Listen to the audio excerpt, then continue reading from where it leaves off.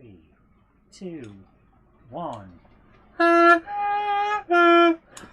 Big hello to you, great to see you, and I do hope that you are well. Oh, Gronksy, are you alright down there? Gronksy would like to point out that he arrived precisely when he wanted to. A Monday clubber is never late, Gronksy Toaster. Nor are they early. They arrive precisely when they mean to. Thanks, Gronksy Gandalf. is right.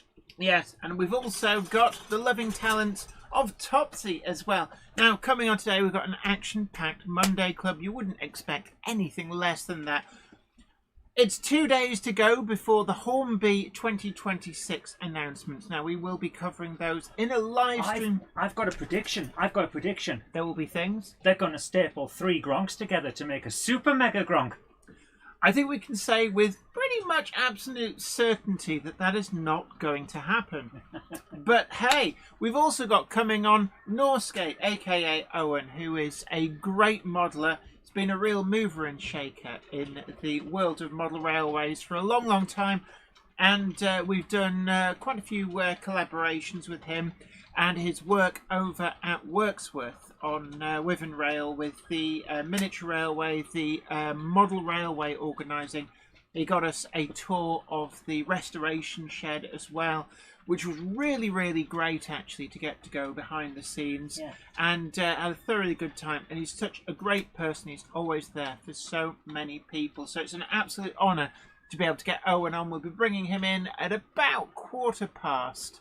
And this will be a continuation of the idea that Sven presented to us, Sven from Tramfabrik. Yeah, the idea of the check-in, where we're going to have people from various parts of the model railway community come on onto the show via a call-in, sometimes via in person, to talk about their views on the hobby, where they think it's going, what their projects are, and things like that. Basically, a check-in because it's fun to talk. It's also how we're going to get through all of those blue Monday Club badges, which are now in the UK. They have arrived. But we're still waiting to be issued with the invoice to pay for them so we can have them. So I've sent messages, but no one's got back to me. Yeah, hold on. Let me move it. It's been naughty. Look, it's on its own. It's naughty. So Right. I go, oh, I see you're busy. I think now might be a great time to roll VT. Oh, hang on. Was I supposed to press a button? Yes. Yeah, I thought that was...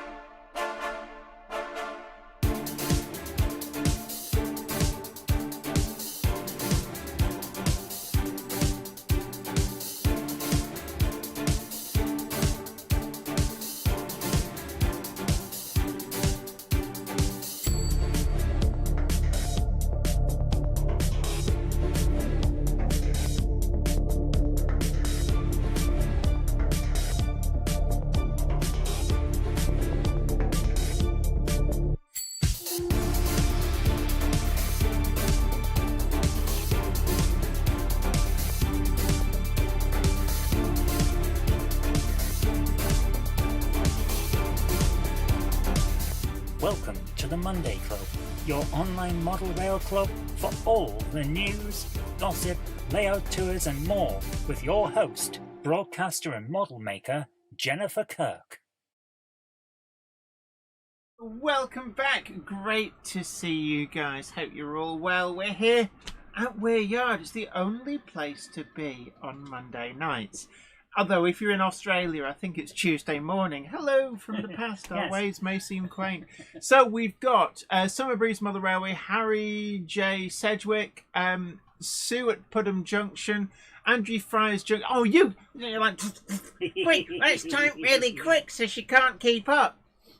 Mr. Pal, 1966, Valleys 56XX, Mark Waitman, Hermitage Road, Anthnil, Awesome Brick, Stefan Svensson, Paul Grant, Lizzie's Railways, New Mills Model Railway, Ben Davis, Daryl Lewis, Flymo Chairman 1, always great to see you guys, Richard Swiderski, Spider Rob, Chevy, oh sorry,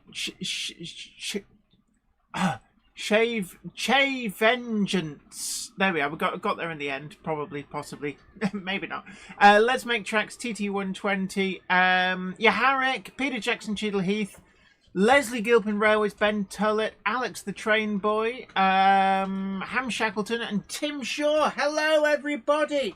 Great to see you guys. That's all right. I've eaten loads. Today's biscuit of choice is from Fox's Fabulous Cookies, and they're very fabulous because, as you can see, Jenny has eaten most of them. Hey, no, well, that's not entirely true. I had 6. No, 600 million.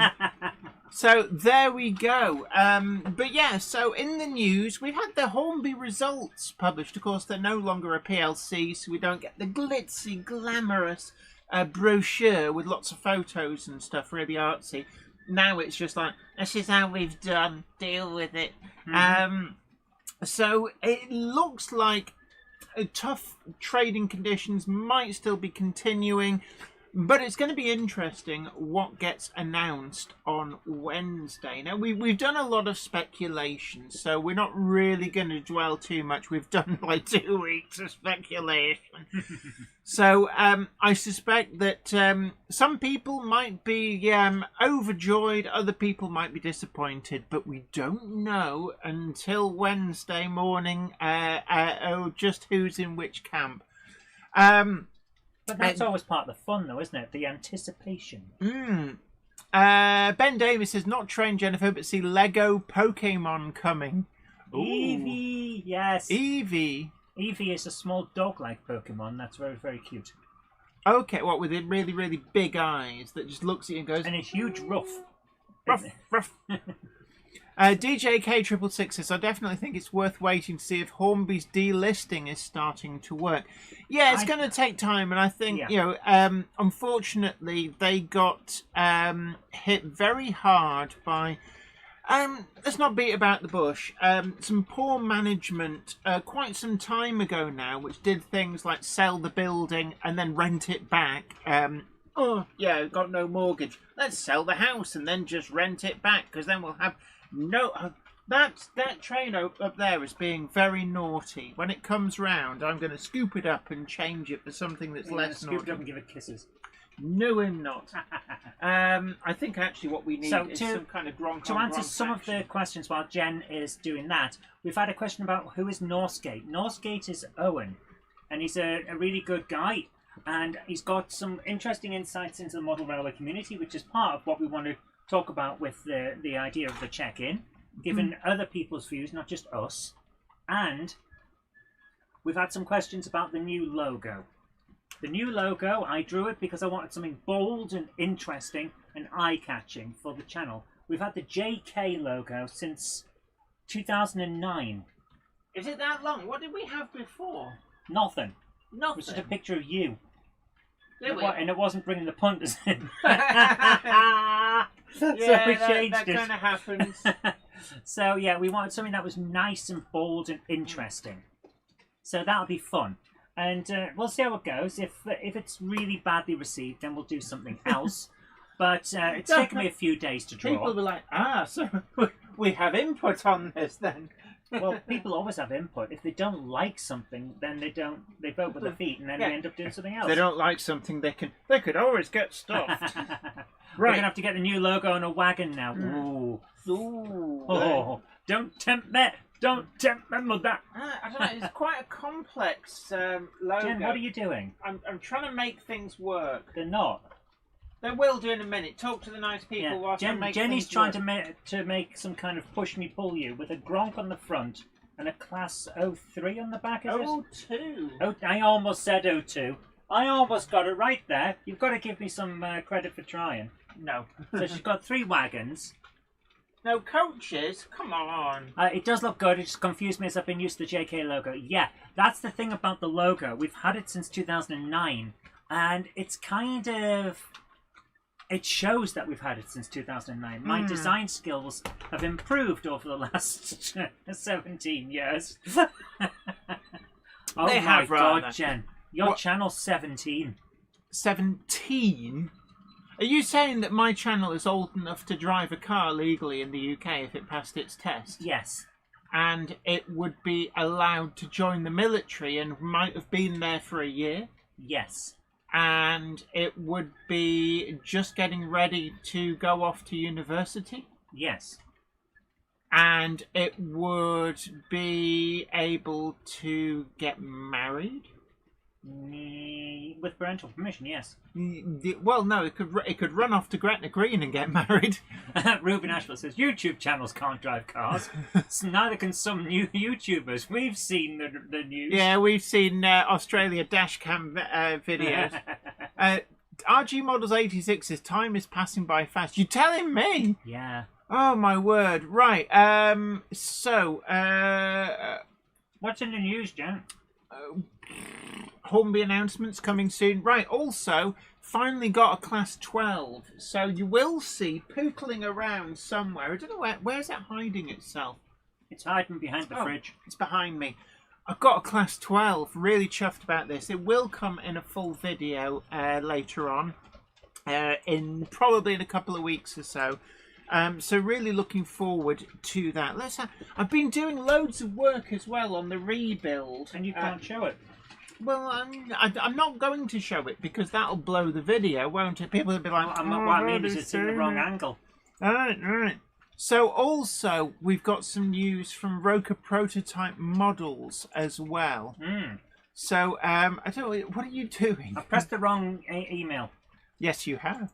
So, Robert Steers at Roker Prototype Models has very kindly sent over some information. So we're just going to look at these. These are the production spiral cards. We talked a bit about these. I think we very have, interesting welding seam. Instead of being like conventional seams, it's actually one piece. Welded piece. Yeah. And that makes it incredibly strong. So, we've got that up on screen now. So these are the production models. And it's just really quite an interesting idea. And it just shows how much engineering is advancing.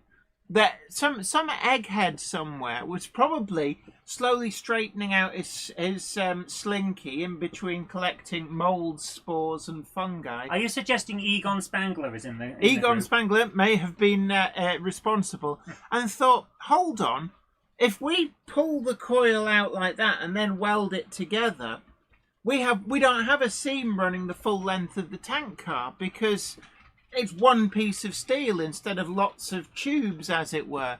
So it's a really, really cunning idea. So these were being shown at one of the big shows over in the US.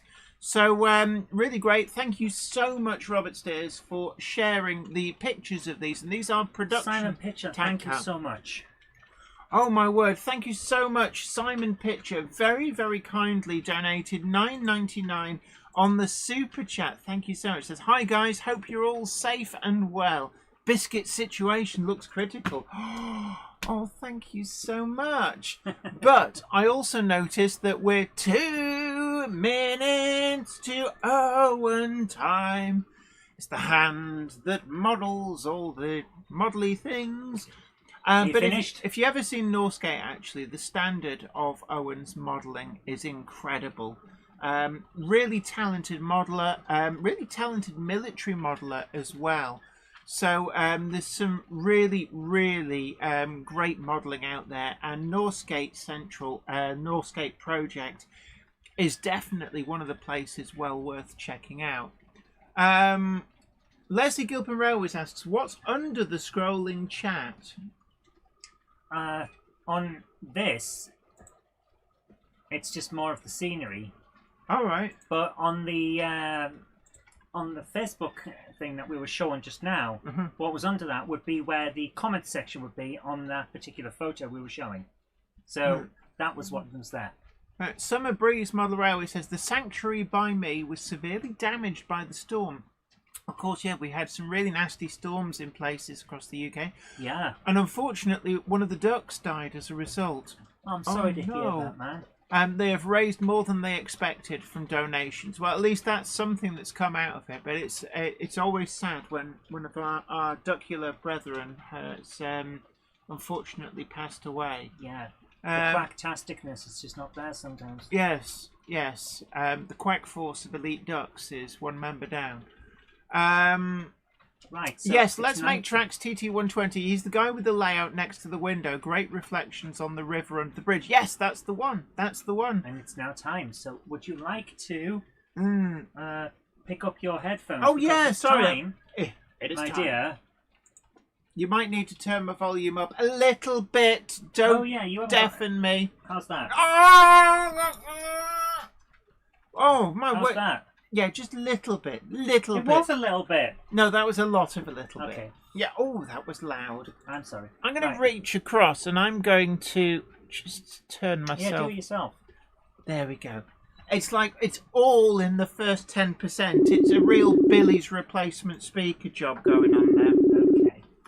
So we're just seeing if we can get Owen up on the hotline. Oh. Hello? Oh, I think it's Jack. Hello? Oh, yeah. Yeah. I can see you there. So we're just... Right, I'm going to bring him onto the screen. So we're just going to put you up onto the screen. Boom! Right, yeah. Right, let's do this. So how are you doing? You're looking well, my friend. I'm doing fine. Thank you. Yes, I'm doing well, thank you. And thank you for having me on tonight.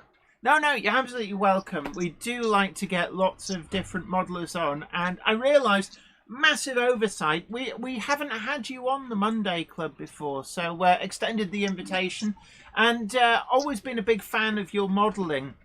I know that you've you had a water leak which caused big problems with your layout, but you've come through all of that, and some of the stuff that you've been modelling really does look absolutely amazing, because you don't have a lot of space, do you? No, it's quite a compact, and it is in the spare room. It's commonly known as my safety cupboard. It's quite a small room, so I have to try and do dioramas and pieces to be able to fit it all into the room, and it has to be able to alter around. I mean, do you find that it's a different discipline of modelling than doing dioramas, as opposed to, if you had a big layout like this, is it a different style of modelling?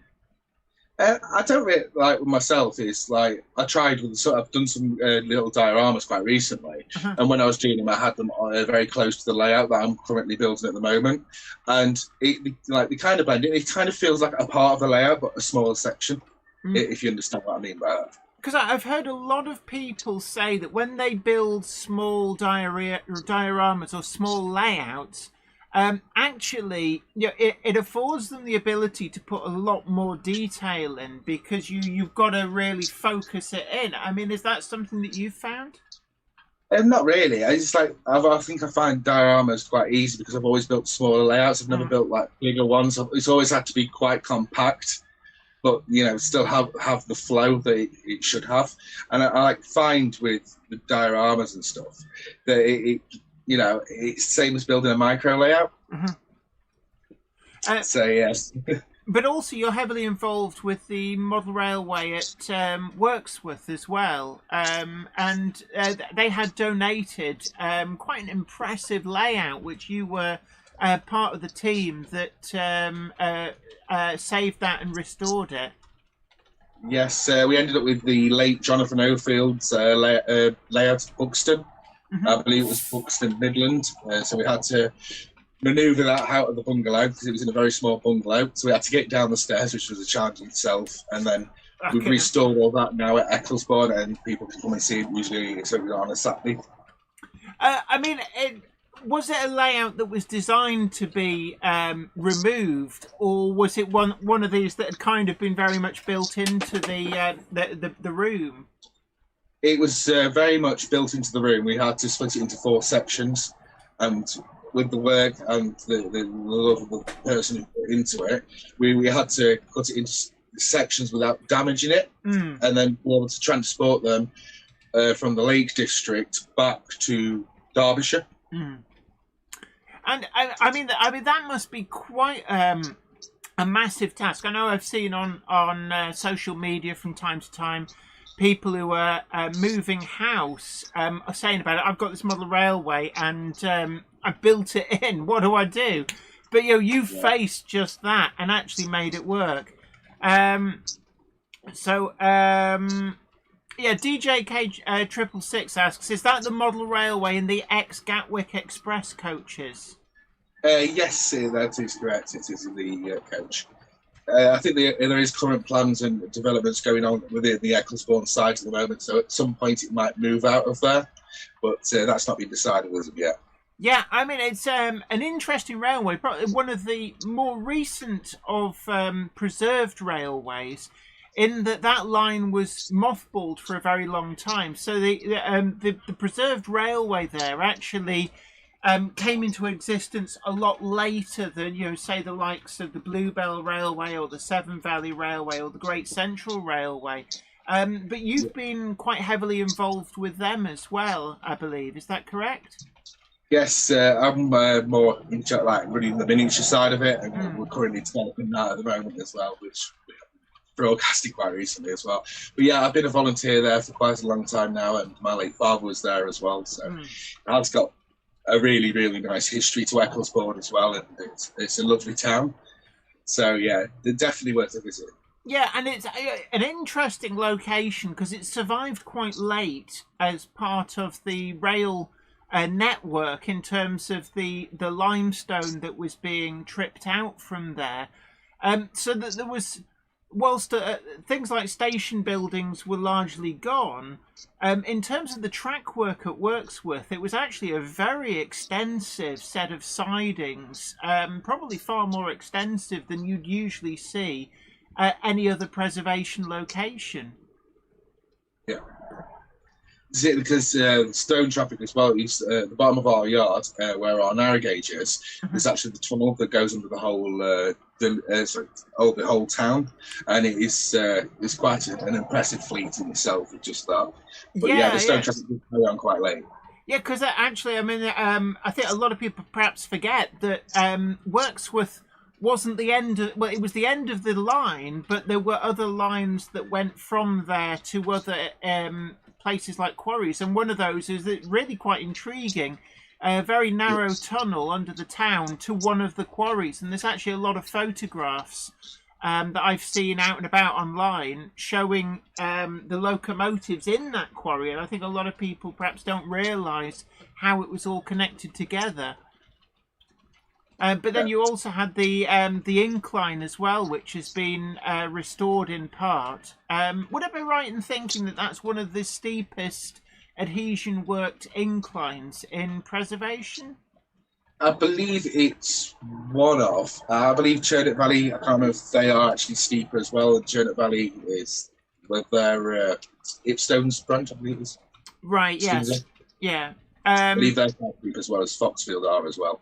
Yes, I believe that Fawley Hill is technically the steepest. It's like something like 1 in 13, which is very severe because trains don't like hills. But the incline at Wirksworth, it's noticeably steep. I mean, you're not normally used to looking at trains going up a hill, but you can actually see them do that quite clearly. Yeah. It's a very interesting site as well, and like I said, they're trying to keep the history very much alive there. It's very nice to be a volunteer there and able to keep that history and part of the history of the town there alive as well. Definitely, and it's a great railway. We were very lucky that you invited us down for the model railway events and got us a ride on the train for the full line, and it really is a lovely kind of line. It actually reminded me a little bit when we went on the Bluebell, the kind of scenery that you pass through down towards the southern end of the line reminded me a little bit of some of the scenery that you go through on the Bluebell. But it's a lovely line, very picturesque. And definitely well worth a visit. But you're also, in talking about the model railway exhibition, that's another area that you've been quite heavily involved with organising the model railway events. Yes, well, our first main one that's going to be done by the Miniature Railway will be this May. At the end of May, we'll be having our first Modelling Madness event, which is basically going to be the Miniature Railway and traction engines, RC stuff, and we'll be very much promoting the 10,000 Pioneer group as well, who's very they've helped the miniature railway quite a lot. Yeah. Yeah, we always like to support them. I just DJK666 saying the incline at Foxfield is 1 in 19s, and that is the locos can actually spit coals out and start fires. It's that steep. I can imagine that's quite volcanic. And actually, the model railway exhibition it works with, Peter Jackson Cheadle Heath mentions this.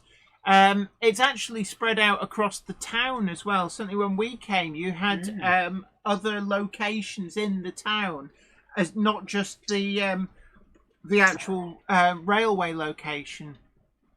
Yeah, it's usually in the town hall, the Maltings, and the community halls kind of thing at the bottom of the town. Yeah, I mean, which must be a great thing for the local community, because it encourages people to visit not just the actual railway event, but to actually see the rest of the town, and you can just pop in and out of the other shops, the other cafes as well. Yeah. Yes, it's quite nice as well with the railway being so close to such a beautiful town, and it's quite got a lot of history as well. I believe you used to have to go to Worksworth. I believe the officers was there to be able to get the rights to lead mine in Derbyshire as well. I believe that's part of the history, from what I've been told. Yeah, I mean, there's a huge amount of history, and it's very close to what was the Cromford and High Peak, although the difference in elevation is, you're on a map, you go, oh, why don't those two railways connect up? But actually, there's a huge vertical difference between them. But the railway also, you touched upon it, the 10,000 group, they're actually trying to build one of the Pioneer LMS diesels. And when we were there, they had a lot of parts that they were adapting from a Class 58. How far along are they now at the moment?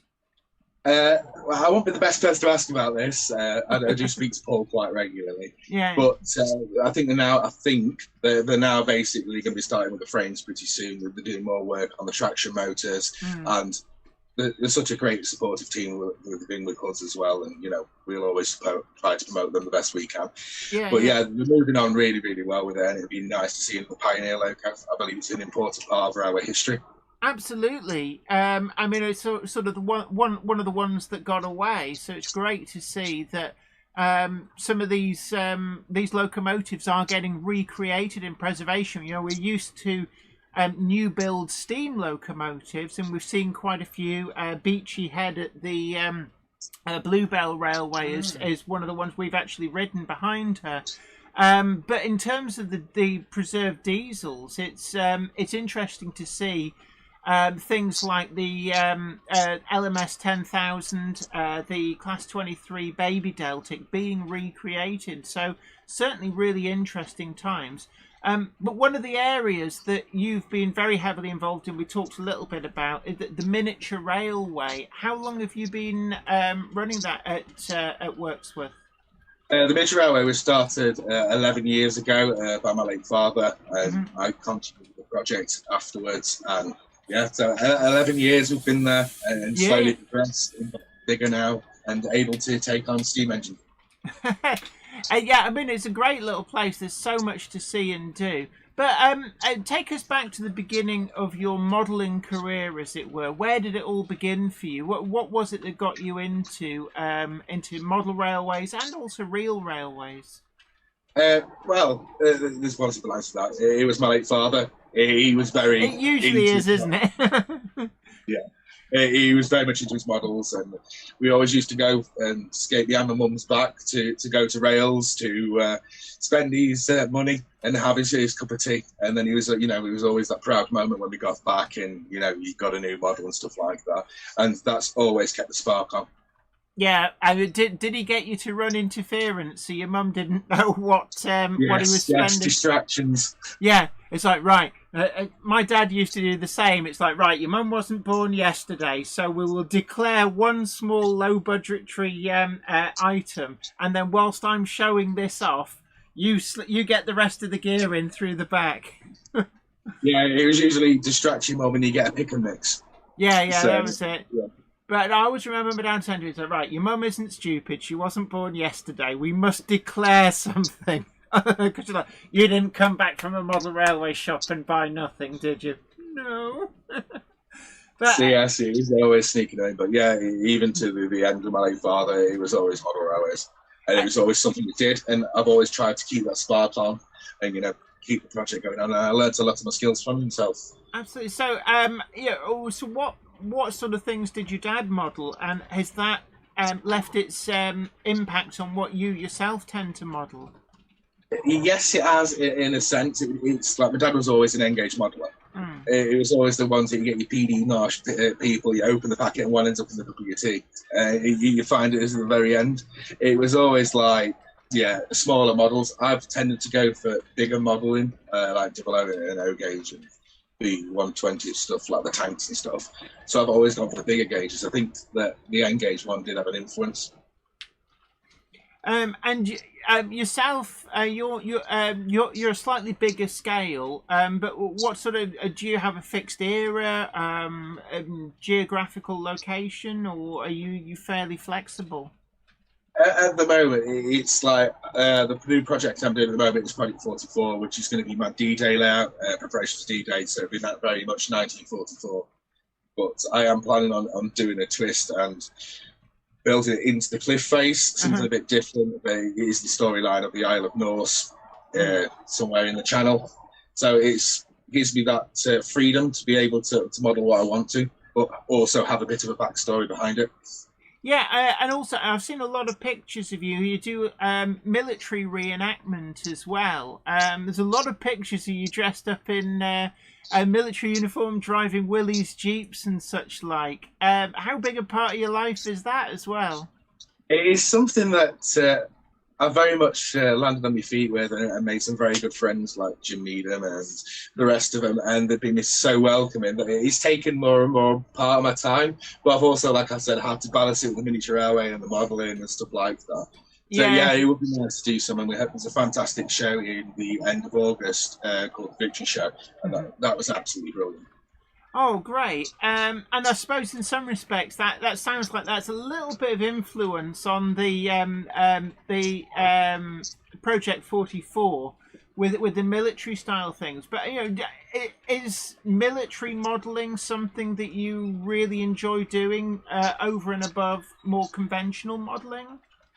I think from the fact of like I said again, my late father's had a lot of influence in this. He was military, and I believe that's come through as well. My family, a lot of them have served like country and that. It's definitely that military thing has always been there for me. And one of the things that struck us when we were at Key Model World Live last year and the year before, and we had all the military modelers there as well, is that the military modelers have some very different techniques for doing things and some really great techniques. Have you found that there's a lot that you can bring from the military modelling into railway modelling and apply the techniques to that? I found a lot of the shading and highlights sometimes works with the models as well. Just doing a gentle like ghost shade over the top, it's highlighting it out first when you first start detailing. Yeah, it really helps. Dropped out, so there'd be lots of people in the comments going, "Oh, spinny wheel of doom." We do get that from time to time. We think it's Virgin Media, but we are back. So I was just talking there about how actually there's a lot that railway modelers can learn from military modelling. It really is great. But of course we've got Hornby announcements coming in 2 days' time. So do you have any items, like what's your personal wish list of things you really want to see? Well, call me off guard here. I don't know. It'd be nice to see some unusual models that we've not seen for a while as well. I believe that'd be quite nice to see. It's nice that they're doing the bullets at the moment. It'd be nice if they brought a new run of Q1s out. Q1s are very unusual logo that I kind of like. Yeah, they've got they weren't nicknamed Ugly Ducklings for nothing. They've got a peculiar charm to them, born out of the austerity in a way. Yes. But is your preference to like renumbers, reliveries, or is there new tooling that you might want to see? A locomotive that we've either not seen before, or something that maybe is long overdue for an upgrade that you'd like to see upgraded tooling for? Nothing generally I can think off the top of my head, but Put you on the spot here. The Q one would be nice. It'd be also nice to see eventually, I think they do the announcement later on for it, the TT range. It'd be nice to see like a 9F or something come out in that. I grew up with TT as well. I always remember playing with the brown track. I know the TT 120 is a bit of a different scale. Yeah, actually, Jay Vengeance says a smoke-fitted Q1. I think that'd be interesting. That Hornby are seeming to move towards the steam generators in a lot of newer models. And I think anybody who's dismantled new tooling models when they first appear sometimes thinks that this has been tooled up with the smoke generator in mind. But the Q1, though, is probably from right back when they've started moving production out to China. So there's not a lot of room inside that locomotive, but yeah, no, it's certainly one of the best, I think, that Hornby have produced. So you'd say that you're very firmly a steam modeler, then, not and no diesels tickle your fancy? I do like the Pioneer diesels, like the Fells and the unusual stuff. I always found unusual stuff more interesting. But as it comes to railway modelling, my interest has always been engineering vehicles and the military vehicles, the railguns, that kind of stuff. So the military side of it. Yeah, and we're kind of being a bit spoilt these days. There are a lot of models out there. I'm thinking in particular the Bosch Buster from Oxford Rail. But we've also had a lot of Longmoor military railway specific locomotives, rolling stock, and such like. So it's to make military themed models is definitely a lot easier than it might have once been. Yeah, because it's like I'm really looking forward to the S160s coming out. Yes, to go over to France, everyone knows, and just lovely locos. Absolutely, yeah, because they got one of those at the Churnet Valley. We need to go and visit that, but it's at the counter. They've got 3 based there at the moment. 3. Roosevelt. Yeah, Roosevelt, 46 and 97. I believe 46 is out on hire at the moment, though. Right, because I mean, because it was an interesting locomotive in that none of them ended up with BR. They were a lot more common on the continent. Although I guess they did run in the UK during the Second World War, whilst they were massing stuff for Operation Overlord. But how? I don't know whether you know at all, because I don't. Why did BR not end up with any of them? Was there a reason behind that? I'm not entirely sure. I've never really looked much into the history, but I know that they had some of the issues at points as well. Some were left hand side, some was right hand side, and I believe they had problems as well. And I believe as well the damper, you have to go outside to alter the damper, and you had your storages where you could do it. I believe in the cab. Right, I understand. Yeah, they were, because a lot of these were quite rough and ready locomotives. They were very much intended to get the job done with very little maintenance, with not a huge amount of expectation of longevity. So it's miraculous actually how well some of these designs were found to be for decades afterwards. Lizzie's Railway says, question for the guest. Do you run ambulance trains or do you have any? I'm currently just about to do some ambulance from coaching stock at the moment. I'm going to be using some siphon wagons to make siphon coaches to make the ambulance trains as well. Oh, right. Because I've got one of the First World War ones that Bachmann did a long time ago, but are these the ones you're talking about? They'd be Second World War ones, would they? They'd be later. Yeah. It's the thing is like I like about the Second World War modelling as well is there was a lot more coaching stock mixed up. You would find Pullmans occasionally within troop trains. The coaching stock, the regions was all muddled up. Yes, you had a lot more variety. It's interesting actually. Let's Make Tracks TT120. So speaking of military, the Romney Hythe and Dumchurch Railway recently got funding to recreate an armoured train wagon, which is quite interesting. I believe that was Hercules, if I'm correctly. Yeah, it was very, very interesting. I believe they called it the Toy Railway. Yeah, because it says 15-inch. And it's a very peculiar thing. It's like somebody's overgrown train set, but it was actually built for a purpose. I think it was principally for transporting shingle from Dungeness.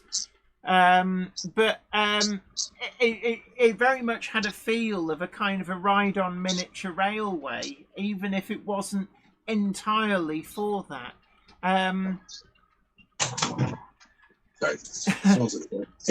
All right, fair enough. Yes, I find the old minutes. It's like if you see a lot of the old footage. There's a lot of World War II footage coming out on YouTube at the moment. There's actually footage of Pioneer Class 08 shunters, the predecessor to the Gronk. Mm-hmm. You actually see the southern ones, and you see the LNER one that reduced as well. Yeah, because I mean, I think people just assume that like there's Class 08 shunters and that's all there was, but actually there was so much variety because the Second World War came about just at the point where all the big four companies were starting to experiment with diesel traction, primarily to increase the utilisation of the locomotives, because a diesel locomotive, you just top it up with fuel and they can literally run 24 hours a day for weeks on end, whereas a steam locomotive needs a whole army of people to clean it and keep it going. So right at the point the Second World War turns up, there's all these experimental locomotives which would ultimately become the 08 diesel shunters. Yes, they also, I believe, used them on the cliff railways as well because they didn't want enemy aircraft or spotters to be able to see them as well, so it was easy for them to have diesels rather than big puffer steam. I mean, a bit like the same reason that on the trench railways in World War One they used the petrol-electric Dick Care locomotives because you didn't then have the exhaust to give them away. But they had a lot of actual rail guns on the south coast, and it's interesting. A lot of things like what became the Class 11, which was the LMS version of the what became the Class 08. They used those for the same reason, for positioning the rail guns, because the Germans couldn't then spot the exhaust and work out where they were. Yeah. But There's quite a lot of, like I said, it opens the railway up. I did have some people, like when I first started modelling military, saying, well, you're promoting war. It's not. It's about promoting and remembering them that's the ultimate sacrifice. Yeah. And that's why I do the military modelling as well. Absolutely. I mean, like, lest we not forget, there's so many people gave so much in order to protect us all from being trodden underfoot, and they gave their lives so that we might have our freedom. It's serious business, but also there's the ingenuity side of it.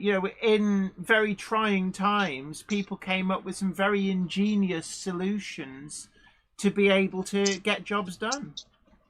Yeah, I believe as well. I think the Polish came up with a solution to one of their guns. I think they actually found a bear and they called it Vortec. It was actually, there's these pictures on the internet of actually loading up a artillery piece.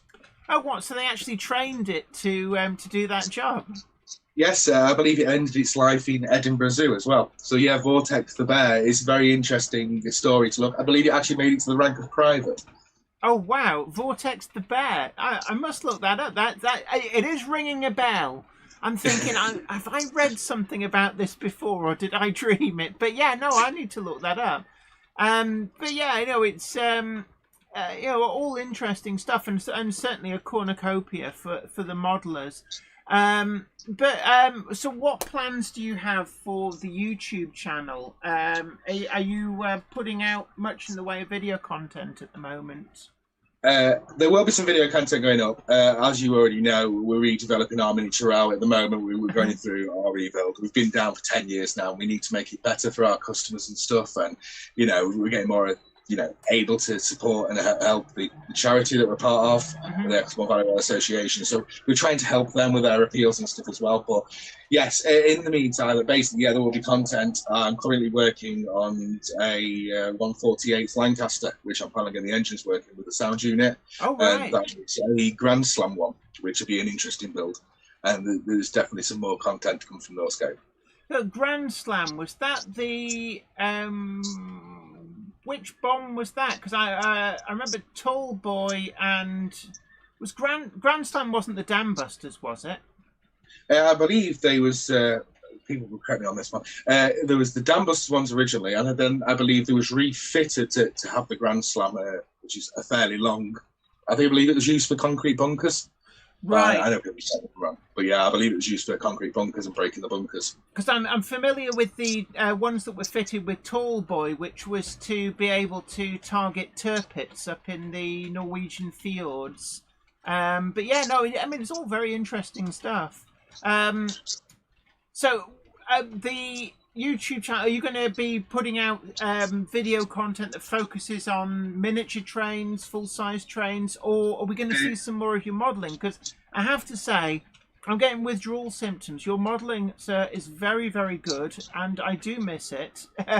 So I'm always joyous when you share pictures, but need to see some video content of your modelling. Yes, there's definitely more content coming. It's like I've been working myself along with the Oryx branch as well. It was someone that I work quite closely with, another YouTuber, and Model Maker UK. I work quite closely with them. And we've got content between all three of us coming out. The Oryx branch is just more of the comedy kind of one with the voiceovers. It's very an entertaining watch. Excellent. Well, look, it's been an absolute honour to have a chat with you. I will let you get back to your evening, but thank you so much for coming on here with us. We will get you a Blue Monday Club exclusive badge as soon as we have our hands on them. So we will send you one of those, and you can wear it with pride. But thank you so much for coming on. And you're always welcome to come and visit. I know that it just wasn't possible, that the distance between where you are and where we are, to actually come on in person, but you are always welcome to come and visit and enjoy Weir Yard, where I've just coming to the end of the rebuild, so actually it's more impressive than it was. Yes, thank you very much anyway. No worries. Look, you take great care of yourself. Have a lovely evening. Thank you so much. So that was Owen from Norsegate joining us there to have a little bit of chat about all things his YouTube channel, model making, and also some of the other bits that he does with the military reenactment, the preserved railway at Wirksworth, and the miniature railway, of course. And indeed, he's also one of the people who organises the model railway event there. So, great to have a look. We've got lots and lots of comments coming through. I was being fed some, but not huge numbers, so really, really apologise. I didn't want to feed everything to you because your on. Kumpankur Model Railway, so the bouncing bomb was upkeep, although they did have plans for a smaller anti-shipping version with a different name that never got off the drawing board. Great guest and interview, Jenny, says Anthony. Thank you so much.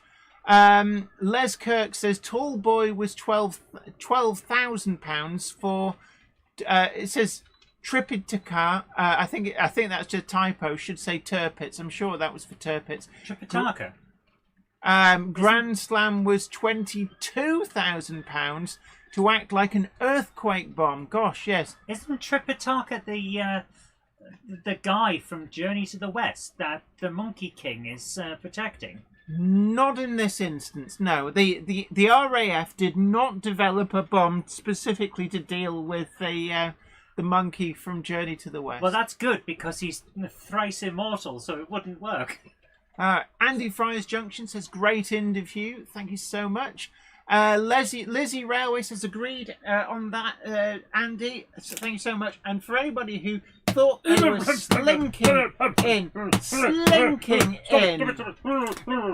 Gandalf, you're slipping. All these people. A Monday clover is never late to the wagons, nor are they early. They arrive precisely when they mean to. Thanks, Gandalf. You're welcome. Yes. So, hello, Go For It Painting. Great to see you. Some degree of lateness there. I saw Les Cliff slinking in as well. So, we've got Gandalf on the case with all of that. What's that, Gronksy? You say you're not Gronksy? Oh, yeah, you're not. Oh, thanks for telling me that. That's the, yeah. Malco Blue says, we had a lot of Ukrainians in Lee and Polish. I sat next to a Polish boy in school. Yeah, I went to school with people with Polish surnames. There was a lot of people during the Second World War in particular came over and fought to free Poland. Fought incredibly well. Yeah. I believe, and someone did mention this in the chat, and I've forgotten what your name is. They mentioned that the Polish pilots in the Battle of Britain, in the Hurricanes, shot down more of the Luftwaffe than anyone else. Yeah, I can imagine. Yeah, I mean, fighting for literally fighting for your nation's freedom for your nation is quite a good motivator.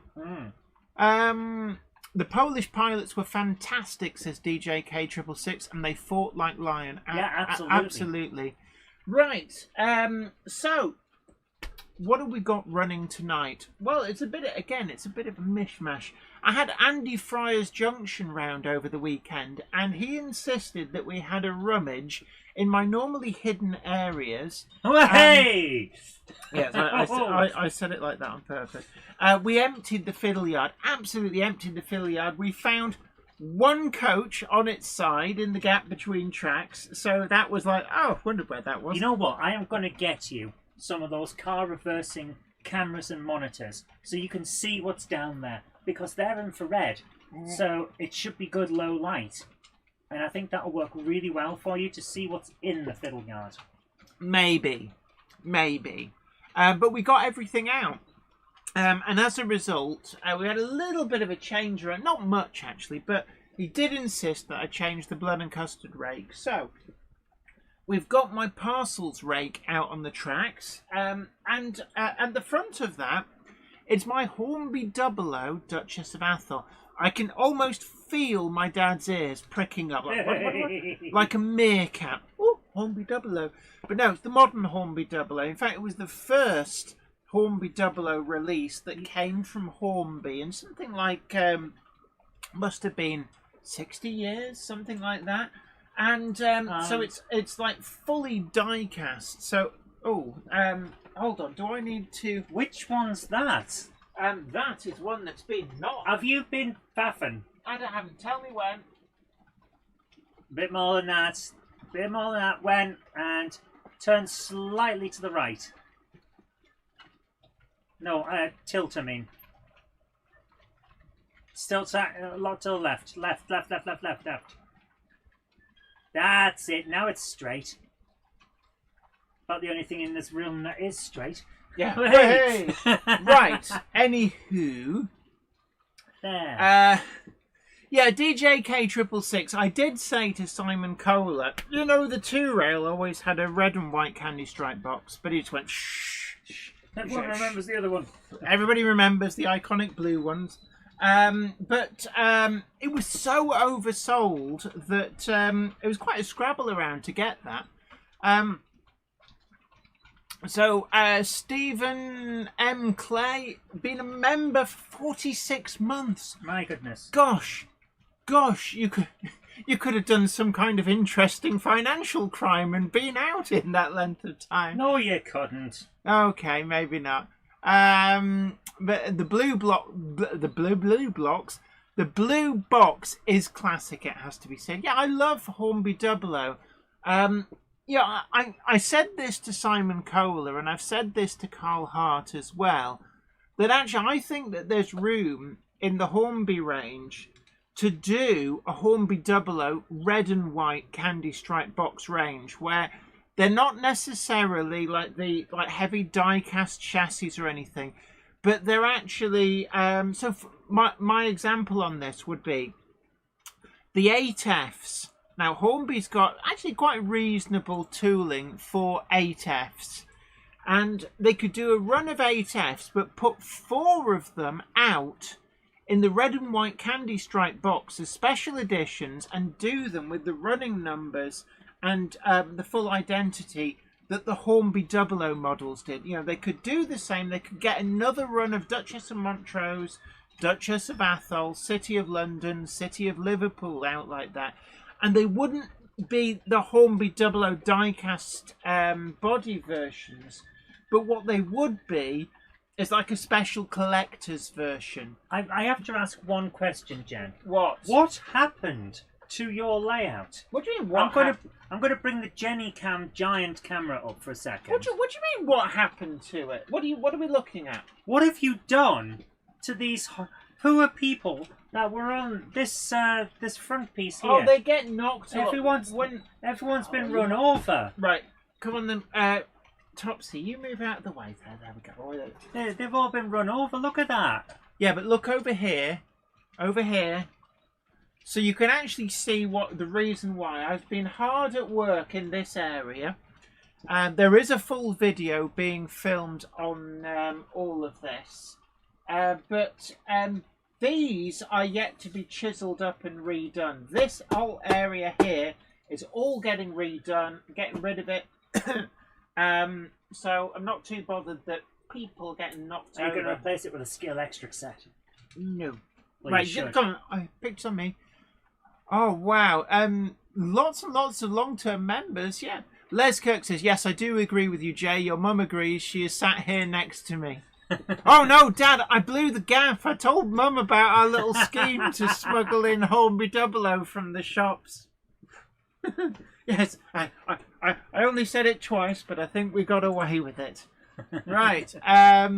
Lizzie Rose says, I need a Spitfire for my war diorama. Spitfires are cool. Yeah, also there's a lot available, not just in the Airfix range.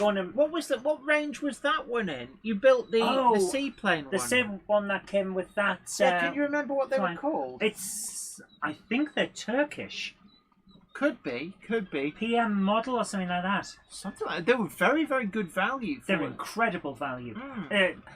Seriously, guys, like £6 or £7. It's pocket money prices, and they look good. Yeah. But I think I can guarantee that on Wednesday, Airfix's announcements will include a Spitfire.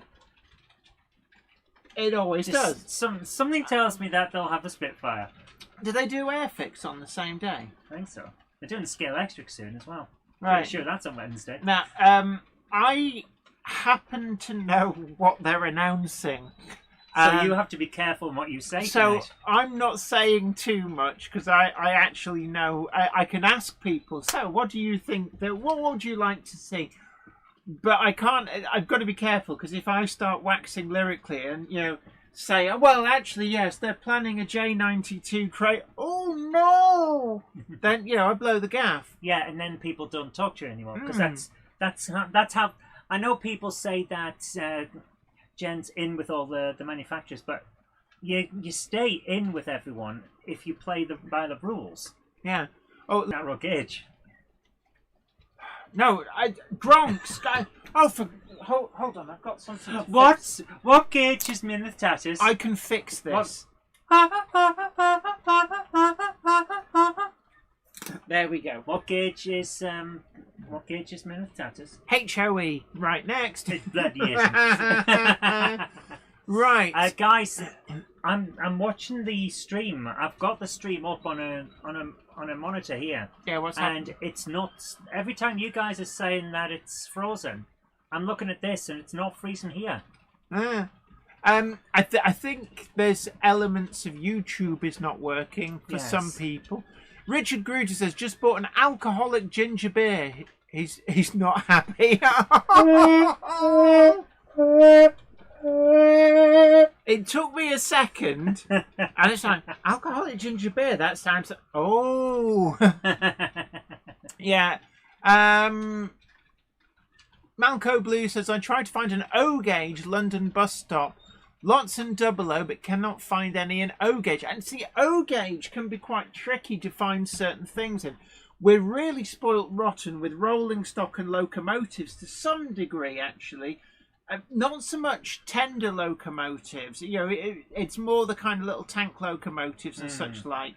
Probably size and cost is a big thing. But when it comes to buildings and other scenery type stuff, it can be very, very patchy as to what is available. And I see that as the area where 3D printing is going to really make some inroads. I think you're absolutely right. 3D printing has come on so well. It really is quite incredible, the quality of the stuff. And actually, our very own Iron Horse Railways has done an awful lot of work in this area. At the crack laboratory that he calls his spare bedroom, he has been developing a whole range of bits and pieces. He's really getting into it, you know. I know. I saw all the flasks and the tubes and the pipes. Yeah, the green liquid that's bubbling with the white and froth. that weird mechanism he's got to raise and lower a bed up to the sky for lightning, going, "It's alive! It's alive!" No, I think that he's just airing... Was I watching Frankenstein again? No, I think he's just airing the sheets. So, Richard Gruder says, I measured some 00 sheep and work out to be 10 feet long. That's a hell of a sheep. Are you sure you're not Mega sheep! Mega sheep! Mega sheep! Am I the only one as well who's noticed an absence of New Junction ever since his account got hacked? We haven't seen him back in. Has it trashed all of his subscriptions or something? I have no idea. Let's put it to the test. New Junction! New Junction! New Junction! Hashtag not a cult for legal and tax purposes. Which reminds me, actually, you've still got to do the certificates. I do, but Yeah. I've had a lot of stuff going on. I know. Yes, we said his name, DJK666. Somebody go and prod him. He'll be under the layout somewhere. Yeah, hashtag mega, says Richard Gruters. My voice is starting to go. I can We'll go after it. Well, okay. But so you've been busy with your new channel, haven't you? I have been busy with my new channel, Yeah. but we're trying our best. We've got a theme now for JK2, a short video every Monday around 5 o'clock. And the idea is that it gives it a different feel and a different personality to the main channel, Jenny Kirk, where we're trying not to go too deep into things, giving ideas, discussing topics, and if there's anything that has to go in depth, we'd either do it on the main channel instead or come back to it later. And that's been my main focus. Then I thought, well, I'm doing okay with this. What if I apply the same idea to Scale Extric? Because I love Scale Extric. It's what, I've mentioned this for years, it's what got me into modelling. So we've brought in a new channel, Robinson Raceway. Absolutely. So do go and check it out. Share a link in the chat. But Spelio Kier says you've got to dance Widdershins at the same time to summon him. Yes, there is some kind of a dance, and I've got a naughty Gronk that's been Naughty Gronk, naughty Gronk, naughty Gronk. Hashtag rather very much a cult. The Gronk It Up cult is not a cult for legal and tax purposes. Yeah, be right back to subscribe, says J.K. Hauser. To me or to New Junction? And Malco Blues, going back to O-Gauge, there are a lot of laser cut buildings, but not the accessories to go with them. Yeah. And that's the thing. When it comes to, like, 00, it's very, very well provided for. And out of the same vein, HO, a lot of crossover between HO and 00. N-Gauge, I've seen quite a bit of stuff, it must be said. N-Gauge isn't too badly off. TT120 is getting there, but again, it's still early days.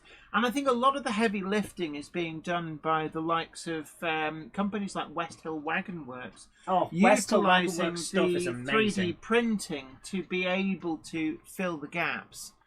That's interesting. JL Railway says, you and Jen will have to visit us when we've got the layout done.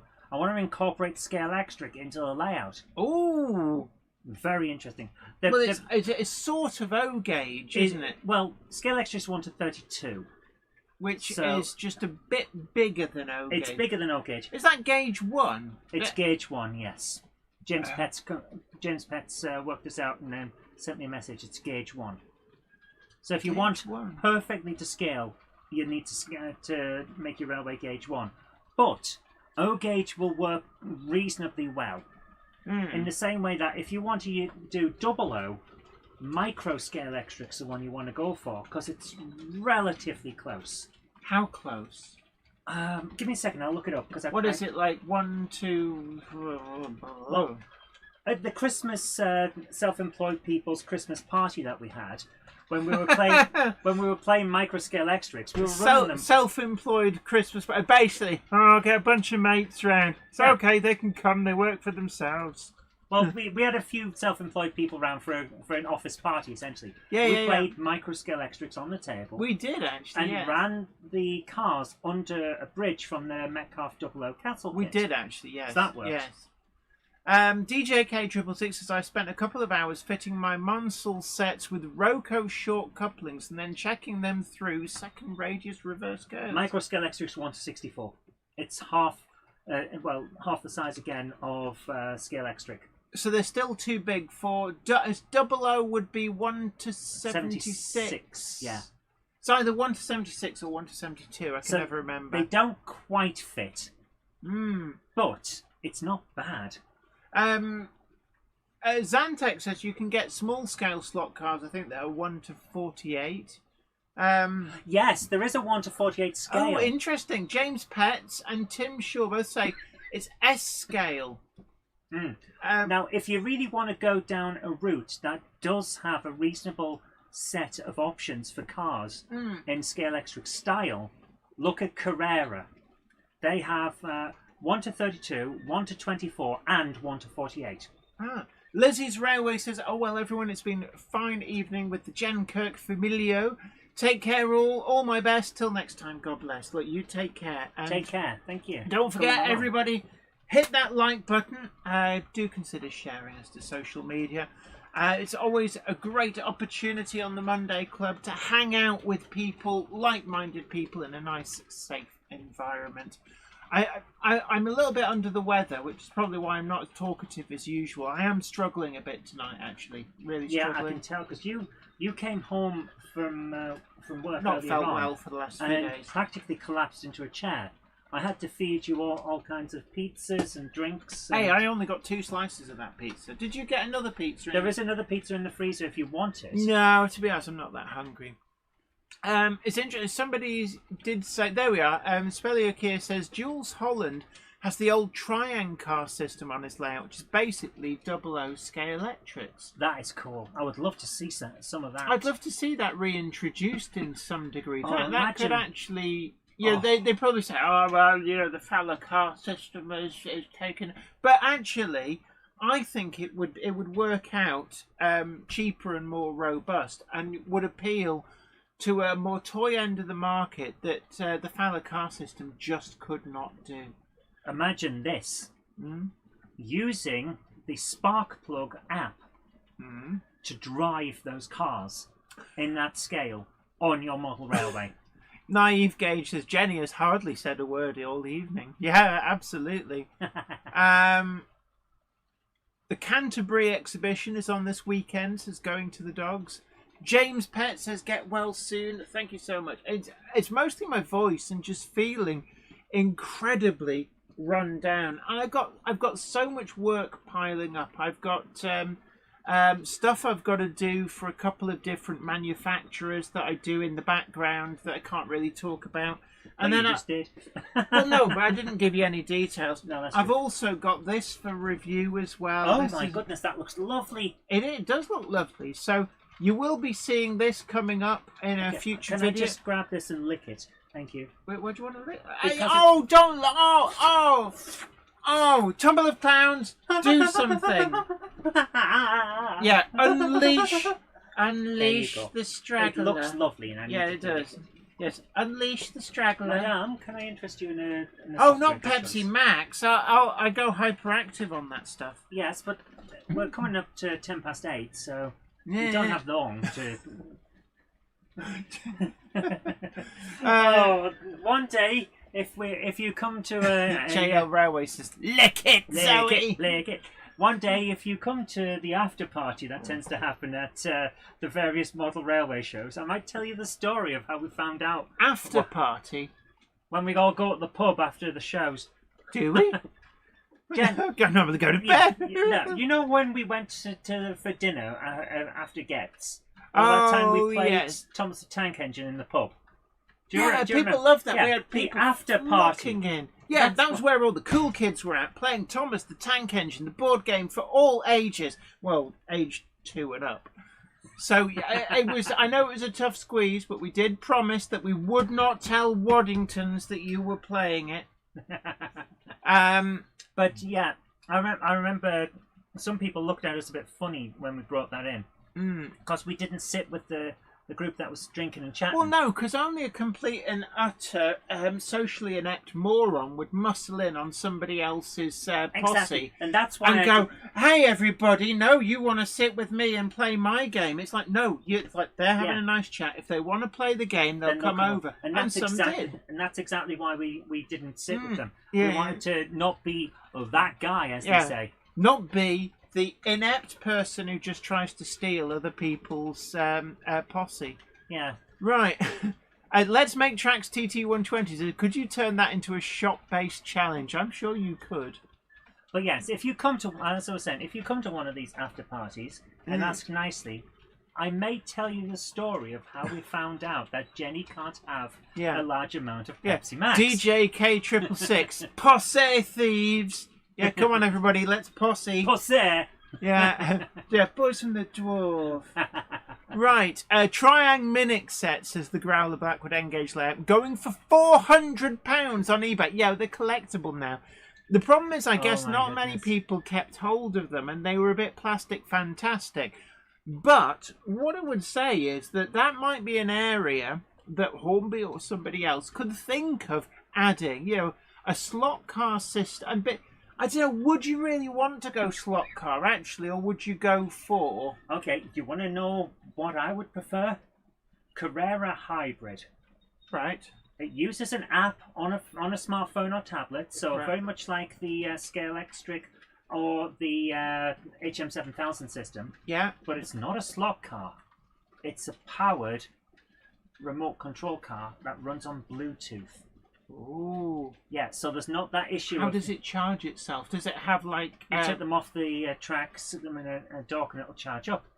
could you not have one where it's sort of induction charging from underneath the roadway? You'd have, like, charge points where they could sort of pull in and charge. I like. Oh my goodness! Imagine that in the pits. I wonder if that's how it works because I can't remember now. Well, Now no, they you've won't mentioned it. charge that quickly. It'd be interesting though, wouldn't it? No, but like for a model railway, you'd have to always remember to park your vehicles in an approved location. Yeah. So you've parked your Tesla on the roof. That ain't gonna move again because the battery will be flat because you left your map light on. That would be cool though. That is a point though. Gerthy's raised a very interesting point. The more stuff other than trains that's moving just highlights how everything doesn't move like people.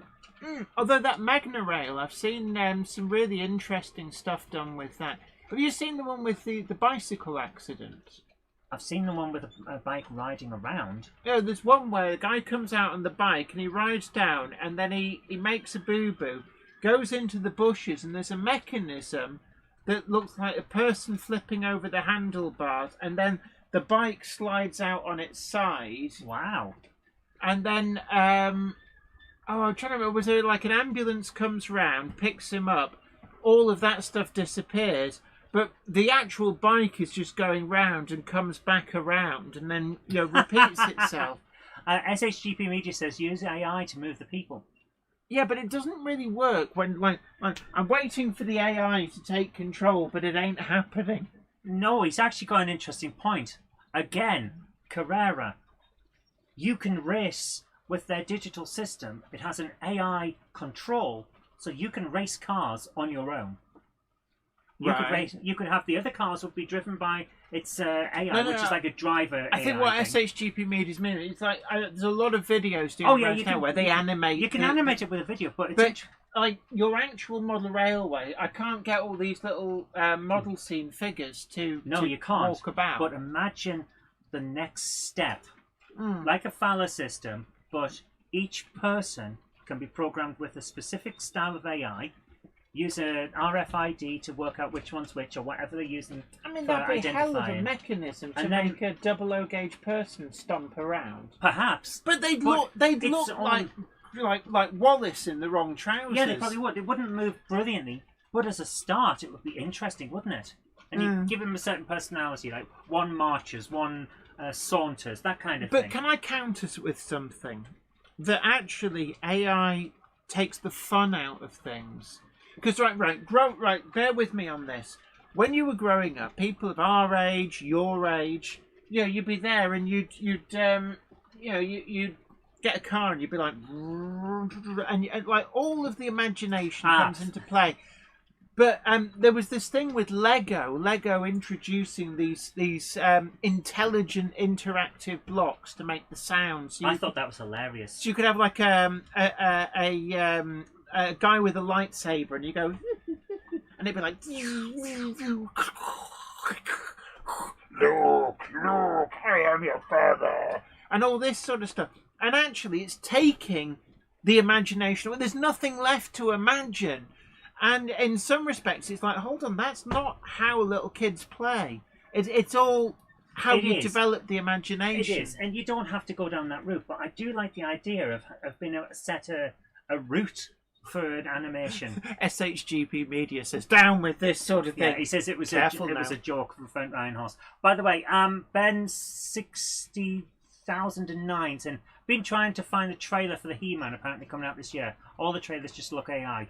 All of the trailers are AI. Amazon MGM have not put a trailer out for He-Man yet. RG Models 86's great Darth Vader impression, Jerry.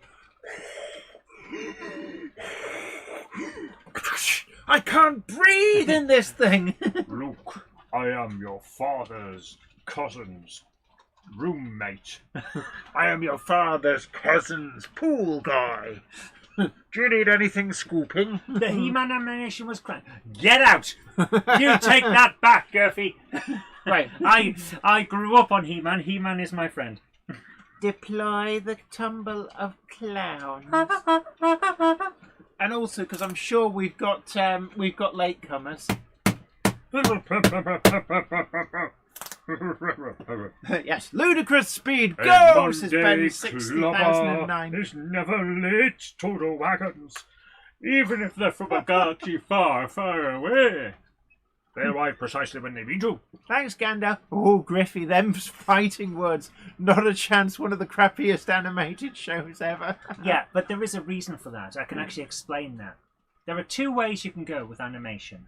You can either do expensive or you can do affordable. Yeah, it has to be affordable. Otherwise, you're not getting the thing. So you can either outsource it to Korea, which a lot of people do, and they'll make some great animations for you. Is Korea not becoming expensive? This is the thing. Korea is becoming expensive, but back in the 80s... South Korea is quite well developed. Can I finish what I was saying? Korea in the 80s, when He-Man was out, was rather cheap, but they did incredible work. Or you can keep jobs for the people that have worked at your studio for decades, which is exactly what Filmation wanted to do. And to do that, you have to cut corners. You have to reuse animation blocks. You have to have everyone look and move in the same way and things like that. Yeah, and the old recycled back scene where... Yeah, the Hanna-Barbera method. Yeah, they're running along and it's like... Yeah, and Lou Scheiber at Filmation, he wanted to make sure that the people that had stuck by him still had work. So he used the cut corners method, and that's why it looks like it is. Yeah. Is the shunter meant to be pushing the suburban stock, says Warbler Productions? Yes, because the 08 on its own, the gradients are quite severe. So it's got the Class 02 on the back just to bank it up the hills. So that's the reason for that. Either one of those locomotives on their own would not be able to get... In fact, I'm just watching them now. They're really struggling. It's okay. It'll clean the wheels and clean the rails. Goofy, if you want something that looks crap and cheap, try Thundercats. Oh my goodness. The intro is amazing, and then you see the show and it's like, I don't remember it being this bad. I used to watch this. The thing was, though, the intro, they knew they were going to recycle that animation every single episode. So, they could afford to spend a little bit more on it. Gradients, this sounds like it's a job for the Mega Gronk. Yeah, Mega Gronk. Mega Gronk. Mega Gronk. Hashtag not a cult for legal and tax purposes. I remember watching Thundercats. Yeah. We'll just feel the magic, hear the roar. Thundercats are loose. Battle of the Planets. Ah, yes, Eastern animation. Yes. I remember Ulysses goes home and eats pie and peas. We had a little bit of a different rhyme on that. Yes, I bet. Yes. I can't remember, what was it actually called? Ulysses 31. Yeah, what was the 31? 31st century. Oh, right, okay.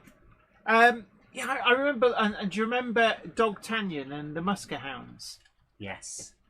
I have some of the episodes of that. Zantec, I do remember Pole Position. Yes. Yeah. Pole Position. Richard Gruter says, "Can you measure your sheep, please?" Well, can you do a guesstimate? They're behind you there. People are asking. I'll go and get a ruler. No. There. There's a ruler there, which is like long enough to measure a sheep. Hey, long enough for a sheep. Okay, so we're gonna measure. We're gonna measure a sheep.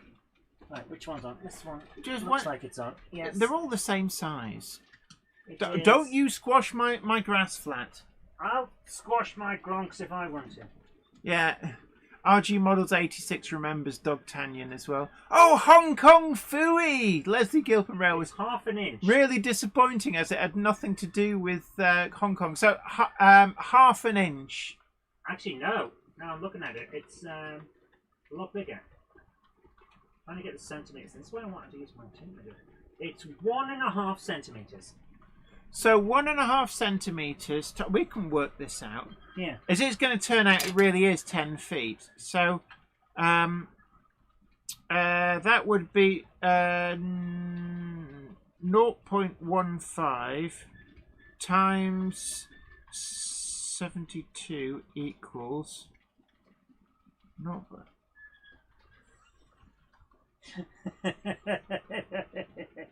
Tell the nice people what it is. Is it 10.8 feet? No, that can't be right because I was that's suggesting it's 10.8 meters long. That cannot be right. Mega sheep. Mega sheep. Mega sheep. About 4 feet long, says Griffey. The mega mutton. I love it. Oh, hold on. No, hold on. No, so it's 0.015 times 72 equals 1.08 meters, which is like 3 feet. 3 feet something. Yeah, so it's under 4 feet. But yeah, actually, has anybody ever been and stood next to a sheep? They are bigger than you think. I'm not. I'm going to rephrase how I was going to say that. Yeah. Yes, I've been near sheep before. I am from the countryside. Yeah. Going to the dog says that now that was quite uncanny. Sounded like Darth Vader was in the chat.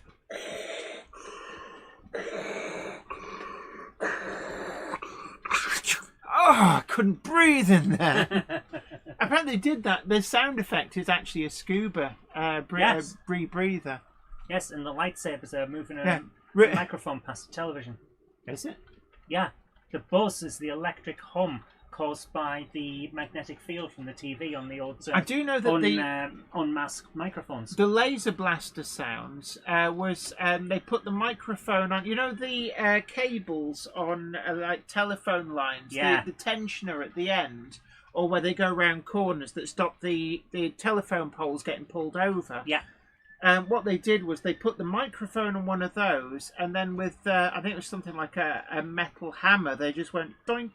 Yeah. And they could like slide the hammer down it, and it would go, and it, it's like lots of things like that. And Star Wars, they were George Lucas was very, very particular. He wanted real world sounds, not synthesized sounds, because he wanted it to sound authentic. And actually, what happened to him? Because he sold out, man. When he came to episode 1, it was like the exact opposite. Yeah. Jar Jar Binks, Exhibit A. Yes. As a caver, I often have to walk through fields of sheep dressed in rubber and wearing wellies. Well, that's my excuse to spell it. Fair enough. Okay. Yeah, the lasers were twanging guy wires, says Santa. And of course, the old TARDIS noise, running your keys down a piano wire. Yeah, it was like the inside of an upright piano. At the back, you just sort of... but also the dissolving effect was having a camera pointing at the monitor, showing what the camera was showing. The howl around, yeah. Yeah. And apparently it doesn't happen immediately. It takes a while to start to distort. Oh, hold on. Hello? Yes? Okay. Yes. Yeah, they're in the paint shop. Hopefully by next week. I did ask Zoe to prime it so I could paint it. Yeah. I know you. Oh, look. Don't worry. Okay, right. I'll tell her. Okay. Zantek says, "Where's his TARDISes? He wanted them on the layout so people could spot them. One of them's in the paint shop, i.e., Zoe's supposed to have painted it in primer, so I can then paint it the right colours. But it never happened. The second one is still here. I need to sand the roof. I will get it done, but I've had a busy week. There it is. See, Zantek. He had to ring up because I managed to miss his thing. Yeah. Not painted them yet, but we're getting there. Oh, is that the phone? Ring, ring. Hello? What do you mean? Oh, that is... What do you mean? No, I don't know where it is. Oh, look, Gandalf, will you get your head out of that biscuit barrel? Oh, that's better. I can hear you now. Right. Okay. That joke is going to get very old very quick. I can't. You can't even. I'm sorry. I can't. I'm trying to hang up in the rudest possible way, but it ain't happening. Not the cracks, though. For those of you who are wondering, this is actually our telephone. We just haven't wired it up yet. Unfortunately, because we're in. I don't know why I'm talking to you. Because we're in the loft. Like straight up and down walls are a very scarce commodity. But this actually is our telephone. It's a phone from a diner. Yeah, the thing is people don't tend to use landlines, us included. You ain't going to get anywhere with trying to ring us. Right. Yes. If anyone wishes to call us, the address is 123 Fake Street, Buttocks, Kent. Yeah. And I keep telling you, that person in Buttocks, Kent, keeps ringing up and saying, "Will you stop sending people to my address?" No. RG Models 86 says, "Dialing 999 on a spin dial would be rather slow." It's not that slow. That was the point. I remember the old... It gave you time to think about what you were doing. Well, no. The point of it being on the spin dial there is that people wouldn't accidentally dial it. Yeah, because if your emergency number was like, I don't know, it's like 111... It's very quick to dial, but it's very quick for babies to dial. Yeah, and that's what it's children, basically children and childlike people. So you? Yeah. But it's also, I'm looking at the dial there. That's why in Australia it's 000. Yeah. Because that's even harder to accidentally dial than 999. Yeah, and that's why in America it's 911. So that you have to dial the first one from the end of the dial. Although actually, America was quite slow at getting an emergency number. Well, there's a very you used big to actually place. have to know the police department's phone number. Can you imagine that? You're getting mugged, And you've got to phone And, directory inquiries. yeah. You bring it. I'm in a chase at the moment, trying to drive away from the psycho axe wielding murderer. Could you? You don't suppose you could put me through to the police department, could you? Right, so Jen, Yes. at this point in the live stream, it is 8:30. Should we have Yes. a go over of the news? The news. Well, the Hornby announcements are coming on. Oh, look, that's just done something naughty as well. That could have very easily shorted the layout. Naughty Gronk. It's not a Gronk. It's not a Gronk, it's a Class 27. Mm. So, we're doing a live stream on Wednesday.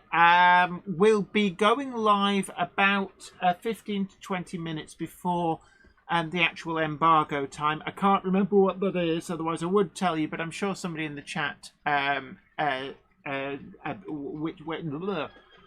Sorry, tongue got encrypted. Are we showing any videos tonight? Yes, we will be. When I was little, I apparently called the fire brigade and asked if Fireman Sam was around, says Ben Tullard. What did they say? Did they say he was busy? I'm presuming they said that. No, he's out on a call. Stop ringing him because he's busy. But are you going to put some videos on? I'm just checking the times for the Hornby announcement. They're saying 11:45 a.m. Oh, right, so we get a lie-in. So we could start at 11:30.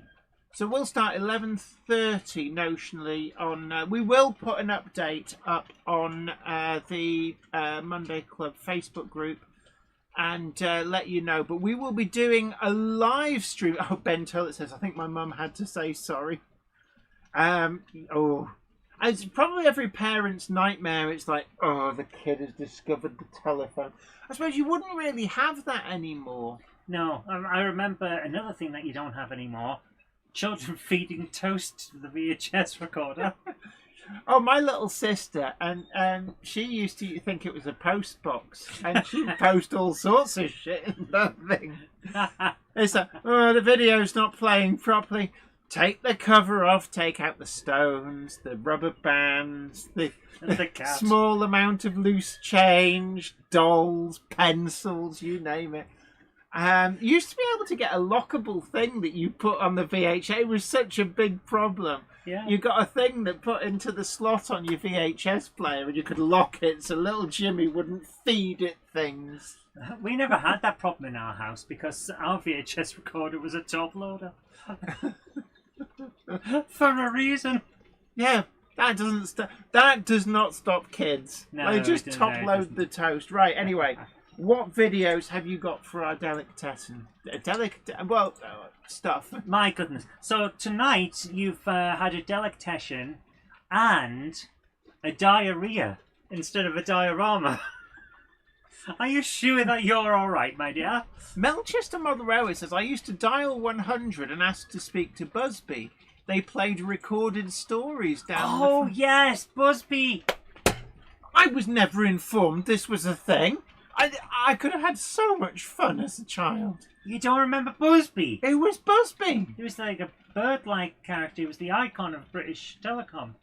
And you could actually ring the operator Yeah. and they'd just entertain your child for you. Yes. How much did that cost? Oh, it wasn't cheap. Although I thought dialing the operator used to be free. Yeah, but Busby wasn't. Oh, Sean Gardner says nephew put his pet mouse in the video. Oh, did the mouse get out okay? And more importantly, how was the video after the mouse had crapped in the inside? So Yeah. there you are, Now- left a deposit they're not going to find in a hurry. Yeah. It's a bad idea to use a notoriously incontinent animal in your VHS recorder.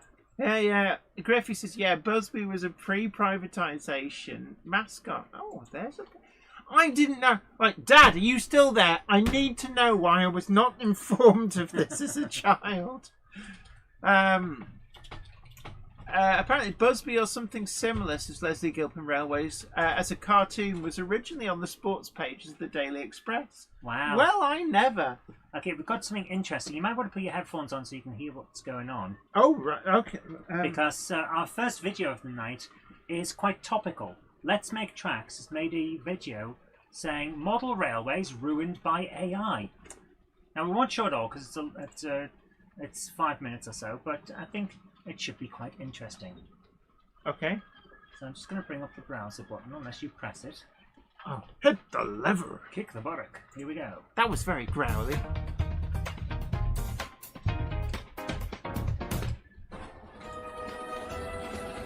Oh! Oh! What?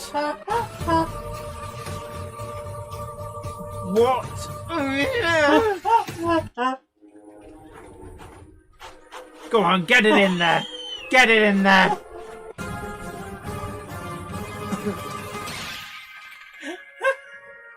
Wait a minute.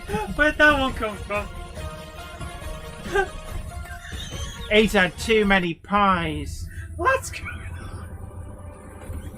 on? No! What the hell is going on?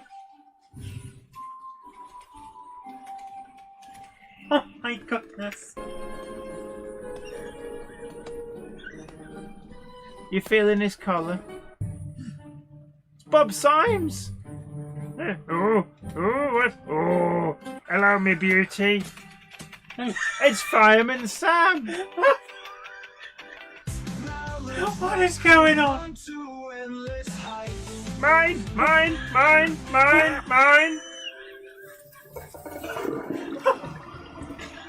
What? I have no idea what it That thinks is going on there. No AI. You've got AI to generate no AI signs.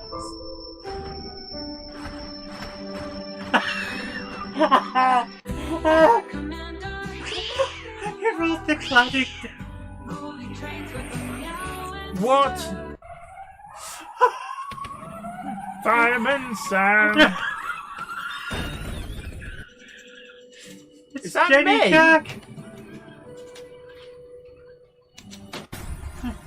Gronk, you... What? What? It's the extra wheels turning up. Okay, this has got to be the last bit. What the hell is... This is the kind of thing... Oh, whoa! He's got the... Where did that extra leg come from? Oh, you waxed that lever. Okay. There's Right. ducks everywhere. Right, okay, to the mine bleach. What the? Right. Okay. So. What the hell was going on? It's the kind Sorry? of thing you see in a nightmare. Oh my goodness. Ring, ring, ring, ring, ring, ring. Hello? Yeah, I know. That's 2 minutes of my life I'm never going to get back. Okay, yeah. Yeah, we'll put something nice on. Okay, I'll tell her. Right. You smell. I told her. Right. You've missed out the last bit. I smell good. Hey. I know you smell good. You're forever smelling things. Yeah, Craig, what do you think of AI now? Harp Household says, wasn't Busby voiced by Bernard Cribbins? Could be. Wow. Oh, dear, that was just ridiculous. Right, okay. Well, so shall we reach for the mind bleach and have some less AI? Less AI. Less AI, right, okay. But not none, you just want less. You know, Tumble of Clowns, deploy, and the Straggler. Come on, get that trombone. Oh, there we go. Get the trombone to ear.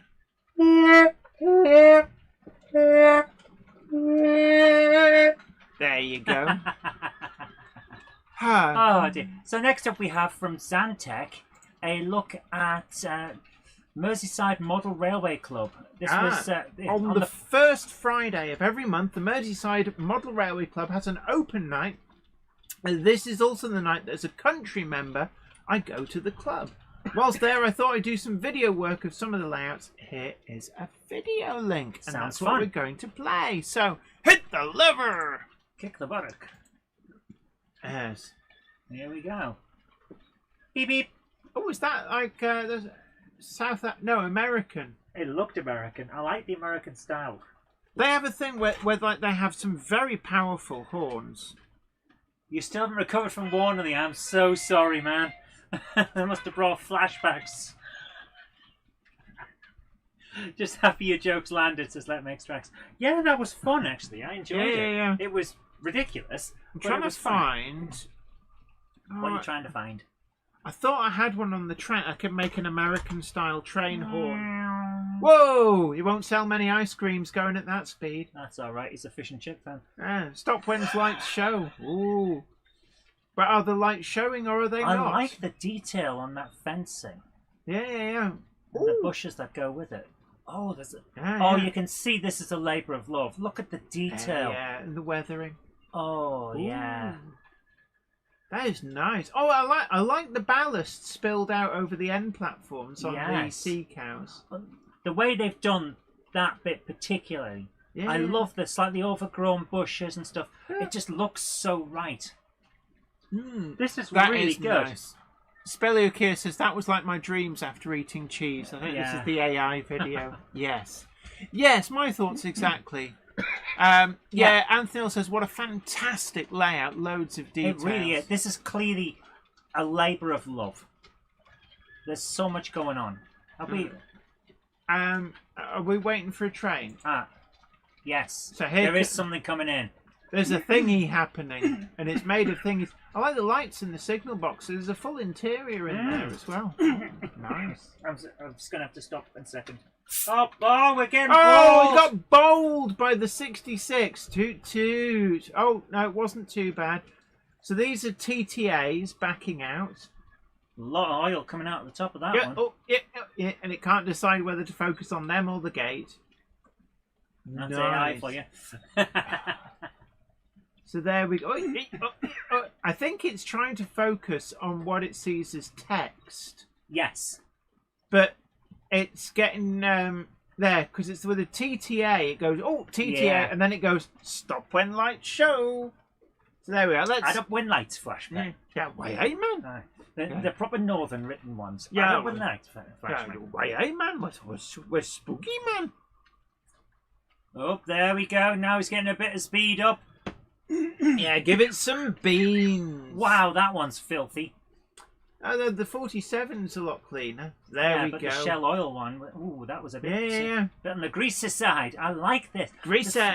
There's so much to it. Yeah. This is a real pleasure to watch. Yeah, nice. Yeah, nice use of mesh for the fencing. It looked fantastic. Yeah, actually, net curtain mesh is very good in 00 to make like security style fencing. You just sort of cut it into a strip, and then you super glue it to the posts, and it's exactly what I've done. See here, see. So that's net curtain mesh. That's net curtain mesh. I would never have thought of that. Obviously, you don't go for the pattern stuff. You go for the El Cheapo. But what if you want it to be a pattern? Well, then it would look all doily-ish. That sounds fantastic to me. I think you can also use. Thank you so much for sending that in. You can also use don't get if you get fishnet stockings, don't get the ones that are like hortastic. You need oh my goodness! You need the ones with a much finer mesh. What? What's wrong with you? Where did that word come from? I don't know. I've been listening to what's his name? Set into the 60s. Yeah, right. Yeah, not off. Yeah, nice. Oh my goodness! What a statement from the queen of speed modelling. Yeah, Richard Swiderski says, "Can you say that, Jenny?" Can I? Apparently, yes. I just did. Right. Oh, Blackwood Engage layout late November update. Sorry, we are a bit behind on the showing the videos, but he sent a message, and he only sent this in 3 well, hours ago. Oh, so that's not on us then. No. Good. It says, "Hi, Zoe." Hello. Oh, hello, Topsy. Topsy needs love too. It says, "Hi, Zoe." And Topsy. And Jenny too. YouTube link below for the latest running session on Blackwood Engage layout. I did send this as a Facebook link, but didn't realise it causes issues when trying to show the clips on the live stream. Yeah, Facebook is very resource intensive. Yeah, Facebook just ruins it for everybody. So anyway, come on then. Hit And the also, liver. it's not very good for us on the stream. Yeah. So we've got an Engage late November update from the Growler. Let's do this. Press the button. There we go. Thank you. I always love this layout because it's Engage, but you look at the detail and stuff, and it's got to the canting on the curves, the super elevation. I really do love it. Oh, so there is a talky bit in it. Running session starts at 14:23. Thank you. Really? But my goodness, this is Yeah, this can is I actually a damn good example of just how big. Yeah. I know we can't hear what you're saying, but it just shows the layout and, highlights fine. It is Engage, but immensely detailed. This is really great. Anyway, 14:23. No, So- it's 8:45. Oh, for God's sake, woman. But I do love this layout, actually. It is wonderful. It's one of my favourite Engage ones. Yeah, and I'm not an Engage model. I'm not a fan of Engage, like playing about with it myself. It's too small for me. But seeing the quality of the modelling, this just really blows me away. It's incredible modelling. Really is. Yeah. Griffey says it's mad the number of OOHO makers make any super elevated track properly. I think what you need is like a very, very thin piece of card just at one side of the track underneath. I mean, an Engage, the super elevation, oh my God, you don't need a huge amount, but it's enough that when you see the trains going through the track like this, it just looks so good. And can I just say, right, this is an Engage, but look how immensely neat and tidy that track is. Now, you'll all remember the video where I took one of the kinks out. I say one of them because you could see all the others as well when I did it. But look at that. You see the ever so slight lean. You can see it and it looks fabulous. Absolutely fantastic. Oh, man, that scene. That is so good. Oh, I wish I was as good a modeller as that. That is incredible. I mean, this is incredible modelling. And I love the helix. Oh, the helix is amazing. So it's just, this layout is an absolute pleasure every time we see it. Absolute pleasure. Very unusual to see a 20 on its own in later years. I always thought that they usually ran in pairs, although that is actually quite a short train, so it makes sense. This is so nice. So nice. Leslie Gilpin Rowe says, Kato do N-scale unitrack with super elevation. Ooh. I've heard some people swear by Kato track, and some people won't touch And it. some people just swear at Kato track. But I have to say, their range and options, I have never had a problem with. Their range is great. Yeah. I mean, look at it, and the photographic back scenes. I'm quite a convert to this. I've got my Thamberis. Yeah. And I've extended it, actually. I did share a photograph on my Facebook page showing a photograph of the extended back scene, because I had a little bit left over from when I put the main back scene in. And I realised that with careful measuring and cutting, I could add it into a little area which worked really, really well behind RAF Kirkhill. That is... I could watch this all day. This is incredible modelling. This is a layout to enjoy watching trains going round on. Yes. Absolutely. I mean, this is the type of thing you could play with trains on this. Oh, that's but in the fiddle yard underneath. you could enjoy just sitting and admiring this as well. Those, oh my goodness, those rocks. Doesn't that look great? That is so good. I really do love this. A nicely painted track as well. I need to get better with my modelling. This is putting my stuff to shame. Yeah, me too. This is incredible modelling. Oh, I could watch the trains going round all day. Thank you so much for sending this in. Thank you so much.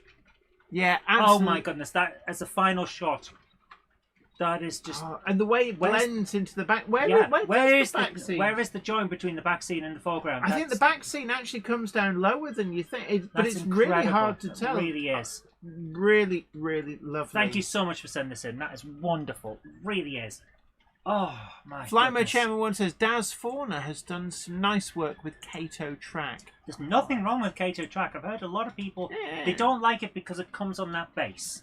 That's the bit I don't like about it. They're not the only ones that do that. There's, I think it's some of the Bachman EZ track comes like that as well. You really won't call it Easy Track. No, I won't. I'm British. I'm British. Yes, this Bachman is. What's going on here? I'm sorry. So it's like I see a sign for a lay Z boy. I can't help it. I have conditions and they make me a pedant. Yes, you've got a pet ant. No, a pedant. I can't help it. Yes, you can. You Americans are just sniggering, going, "What the?" Hey, can I just say though, I do respect the ZZ Top enough to pronounce their name as they intended. So yeah, I'm quite happy with that. But I always remember listening to Early Morning Radio 2, probably in about 2001, and Sarah Kennedy pronouncing it as ZZ Top. And I just thought she sounded like such an utter prat. Yes. Tell me you've never heard this band before without telling me you've never heard this band before. Yeah. So we've got another one here from Richard Swiderski. He says, I hope you're both well and had a good Christmas and a new year. Yeah, We've got a video for the Monday Clubbers at Making Tracks Christmas 25 in Blakemere, Cheshire on the 4th of January. James Petts approves of pedants. I'm sure you do, my friend. Let's have a look. If you press the button, my dear. There we go. I have hit the lever. So I know there's talking at the start. So I'm just going to move this on a little bit. Oh, there's a bit of snow as well. Can I... Oh, I like an outdoor railway. Oh. So whereabouts is this? Somewhere in Cheshire. I've forgotten already. I am terrible. It went in one eye and out the mouth. I do like this. Yeah. And it's like, I think we had 2 days of snow up here. Everybody was going, oh, we can't move for Not snow. everyone. I wasn't going like that. It's the end of the world. The glaciers will consume the gazebo. And we were up here like, it's like somebody just shaking off a bit of dandruff and it was gone in 2 days. Blakemere, that's where it is. Thank you. Lovely jubbly. Play trains. A lot of people... Hey, play trains is what we need for getting younger kids into the hobby. A lot of people poo-pooed that when it first came out. And you know what I've seen more at model railway events? Kids and parents both playing with play trains. Oh yeah, you could on the Hornby stand. They had the play train set up, and it was all the dads in there. And the kids like, it's like, no. I'll show you how it works, little Jimmy. I like that play trains is there, and that it's fun. It's got a tactileness to it. You can actually, but also durability. And durability is durability. Yeah, it's what we need. J. Paul Anderson says we had 40 centimetres in Holland. Gosh, so that's... Did you have snow as well? It's about 15, 16 inches. Gosh. DJ K666 says the other star of ZZ Top was the car, and Frank Beard, the only guy in ZZ Top that didn't have a beard. I joked a while back that every time we see this model railway, it's bigger. But it actually is. Yeah, it genuinely gets bigger. But I saw ZZ Top play live. I never got to see them. Can I just say that ZZ Top were the greatest live performers of anybody that I've seen live. You know, when I've got to go and interview bands for my work on radio in the past, and that allowed me to watch some pretty cool up and coming groups. But out of everybody that I ever saw, ZZ Top, man, they knew how to work the crowd. It was the greatest night out ever. And I like ZZ Top, but they're not my favourite band. But they, by far and away, were the greatest live band I've ever seen. There's so many people walking past with that same phone. I'm assuming that they're using a phone-controlled app to run some of the locomotives. Every time you see someone walk they've got past, a system. Yeah, it's got the same thing on the phone, so I'm assuming that's what they're doing. So, But I do, again, few people have mocked Let's Make Tracks because... they're not Let's Make Tracks, Making Tracks. Sorry, I'm getting you confused. Because, well, it's massive. It takes up a huge amount of space. And it's always at events. But you know what? It draws a crowd. And every single time we see it, there's loads of people around it. Oh, wow. Griffey says Frank Beard from ZZ Top is our friend's neighbour on their ranch. He's a nice bloke.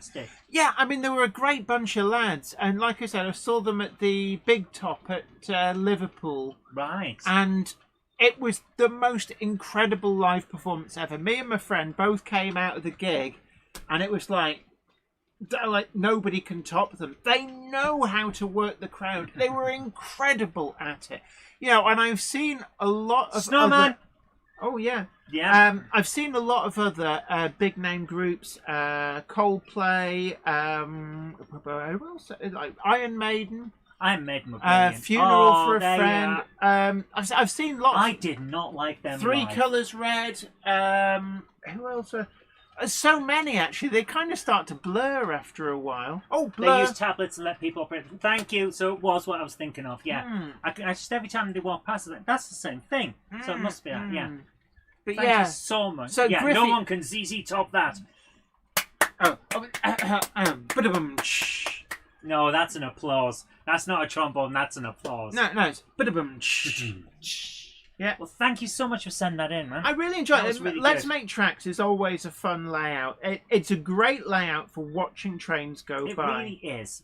Right. So, At this but yeah, Griffey, if you see Frank Beard, then get his autograph. In fact, I'm going to change the album cover that's on the wall. I'm in a ZZ Top mood now. Sharp Dressed Man is still an amazing song. We have to go with what I've got on our LP. I'm not saying... Oh, speaking of LPs, did you enjoy the one I got you for Christmas? Yes, Yellow. I did. Yes. Yeah. That was so good, Stella wasn't it? by Yellow. Which is the album that... Oh, yeah! The Duffman song is from... Right, we're going to leave the videos there because we are coming to the end of the show. Are we?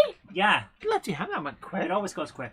Just enough time to say that Charlie Chimp says, I saw the Cheeky Girls at Creation in Hanley, Stoke-on-Trent. You have my condolences.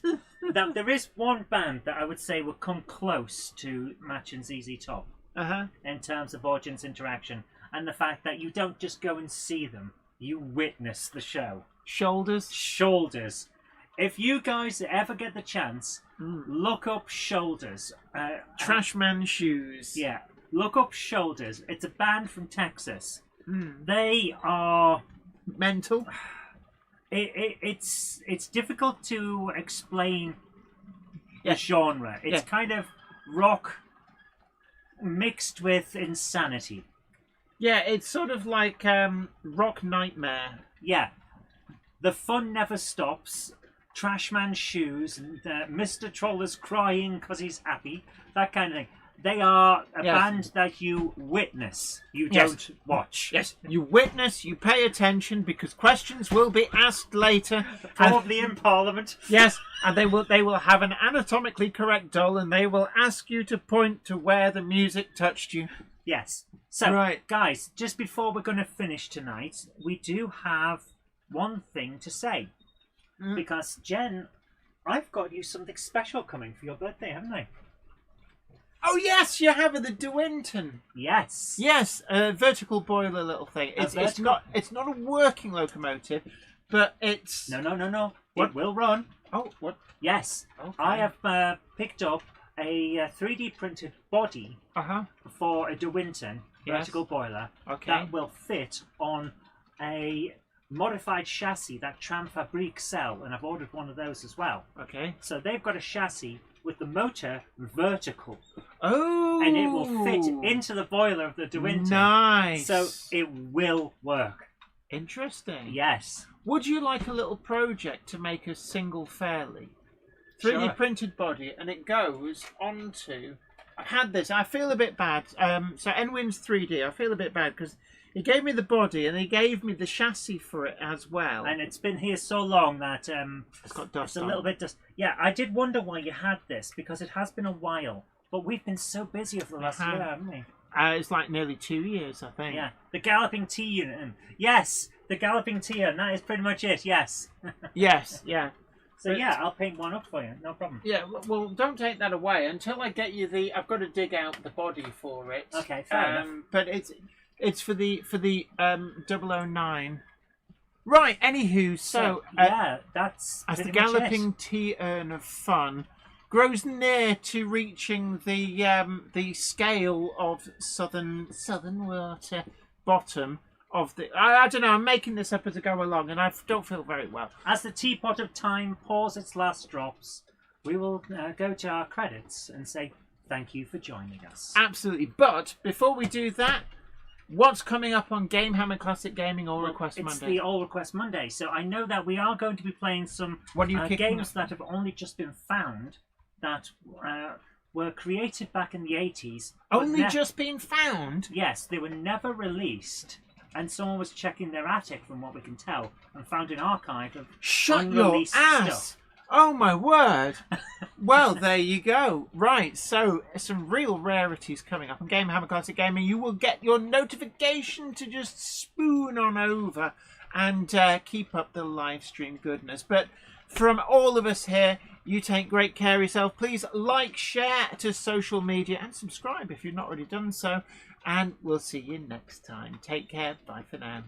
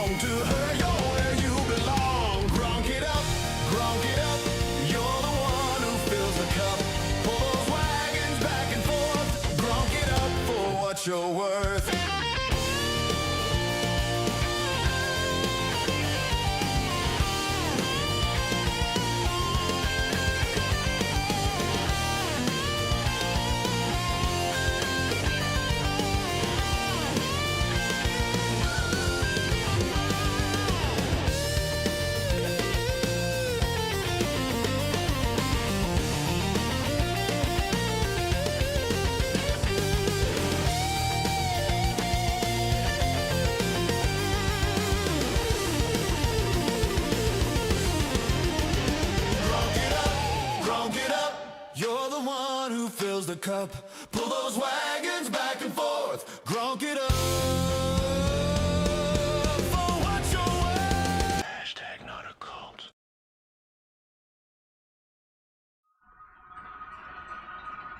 The train now departing is the 21:05 service to Bolton Trinity Road, stopping at Grove Street Yard, Tatis Newith, Minith Tatis, Newith. We're going in a different order tonight.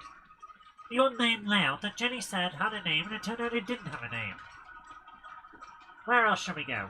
Budsvarding, Pockelton on the Hill, Boxton on File, Boxton Junction, Pittsburgh somehow, Eindhoven, all changed at 3 cocks for Lord Hereford's Knob, and then on to Bolton Trinity Road. That's the 21:05 service to Bolton Trinity Road. If you go up to the loft today, you're sure of a big surprise. If you go up to the loft today, you'll never believe your eyes. And every train there ever was has gathered there together because today's the day that Jenny does the Monday Club. Monday Club for everyone, so come on and join the fun. Say yum yum and bum bum bum. And scratch your bum, I don't know. Right. Right, best go and get all set up. So we're going to just hang on with a few scenes from the new and improved rebuilt Weir Yard whilst the Cupboard Monkey goes and sets up for Game Hammer Classic Gaming's All Request Monday Night Live. You're welcome, first checking the sheet, no problem. They weren't 10 feet. I think you were a decimal point out, which, because you did in that at fairness, first. so were we at the start. Yes. But funnily enough, you can still get an A at A-level physics and chemistry by getting the wrong answer as long as your working out was correct. Yes. The correct answer was only ever worth 1 mark. I've never been a fan of that. Well, otherwise, if you make one little mistake, you lose like 30 points from your Yes, exam. but one little mistake could be the difference between hitting the moon and hitting Mars. It's funny you should say that. Yes, I am basing Beagle. it on reality.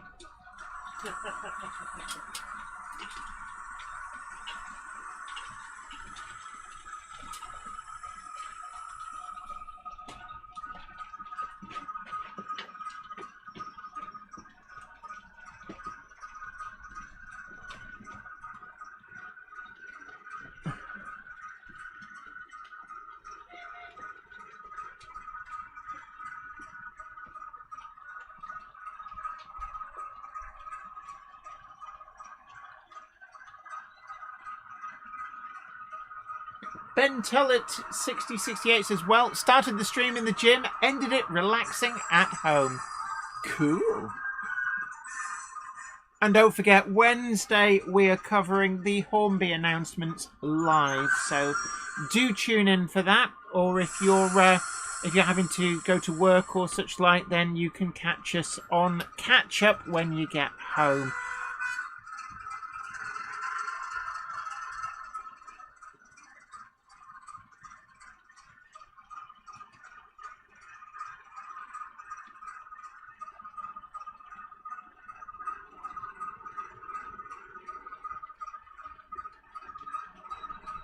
Thank you, JL Railways. Thank you, Glersey Gilpin Railways. Good night, everybody. Good night, John Boy. Don't be a stranger. I can't remember. Mary Lou, or I can't remember the names of any of the rest in the Waltons. All I remember was John Boy Walton. Night, y'all, says Zantec.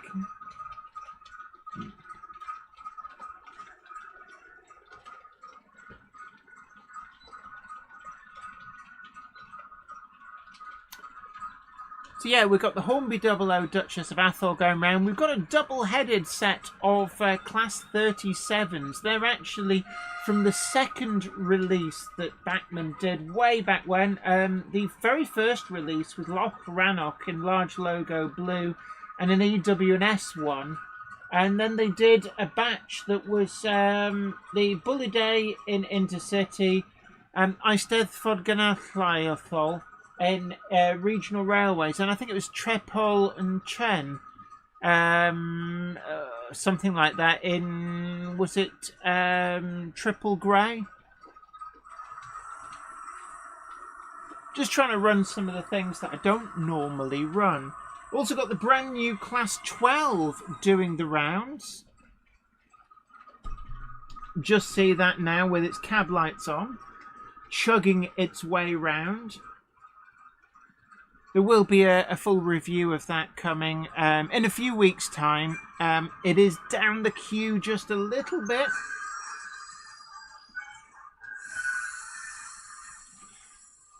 Also got this Friday coming my top 5 ready to run pre-grouping liveries.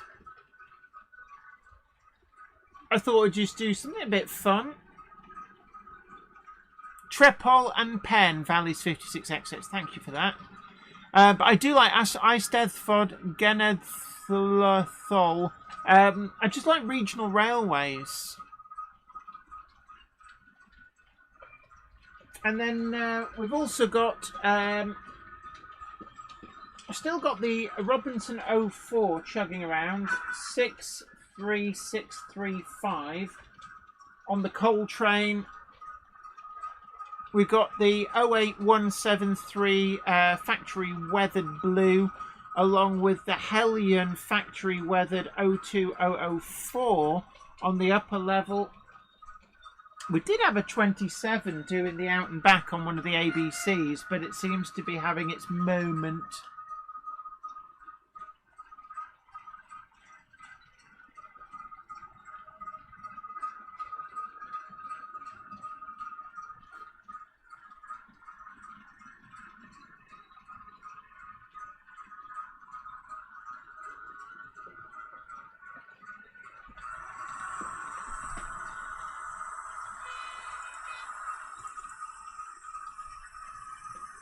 And as you can see, the kink is gone.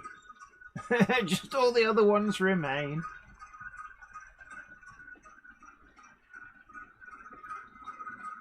Simon Trains Mother Railway says, regional railways is awesome. Still can see some signs with the regional railways branding still around railway stations today. Yeah, regional railways is probably my absolute favourite livery, closely followed by Intercity Swallow.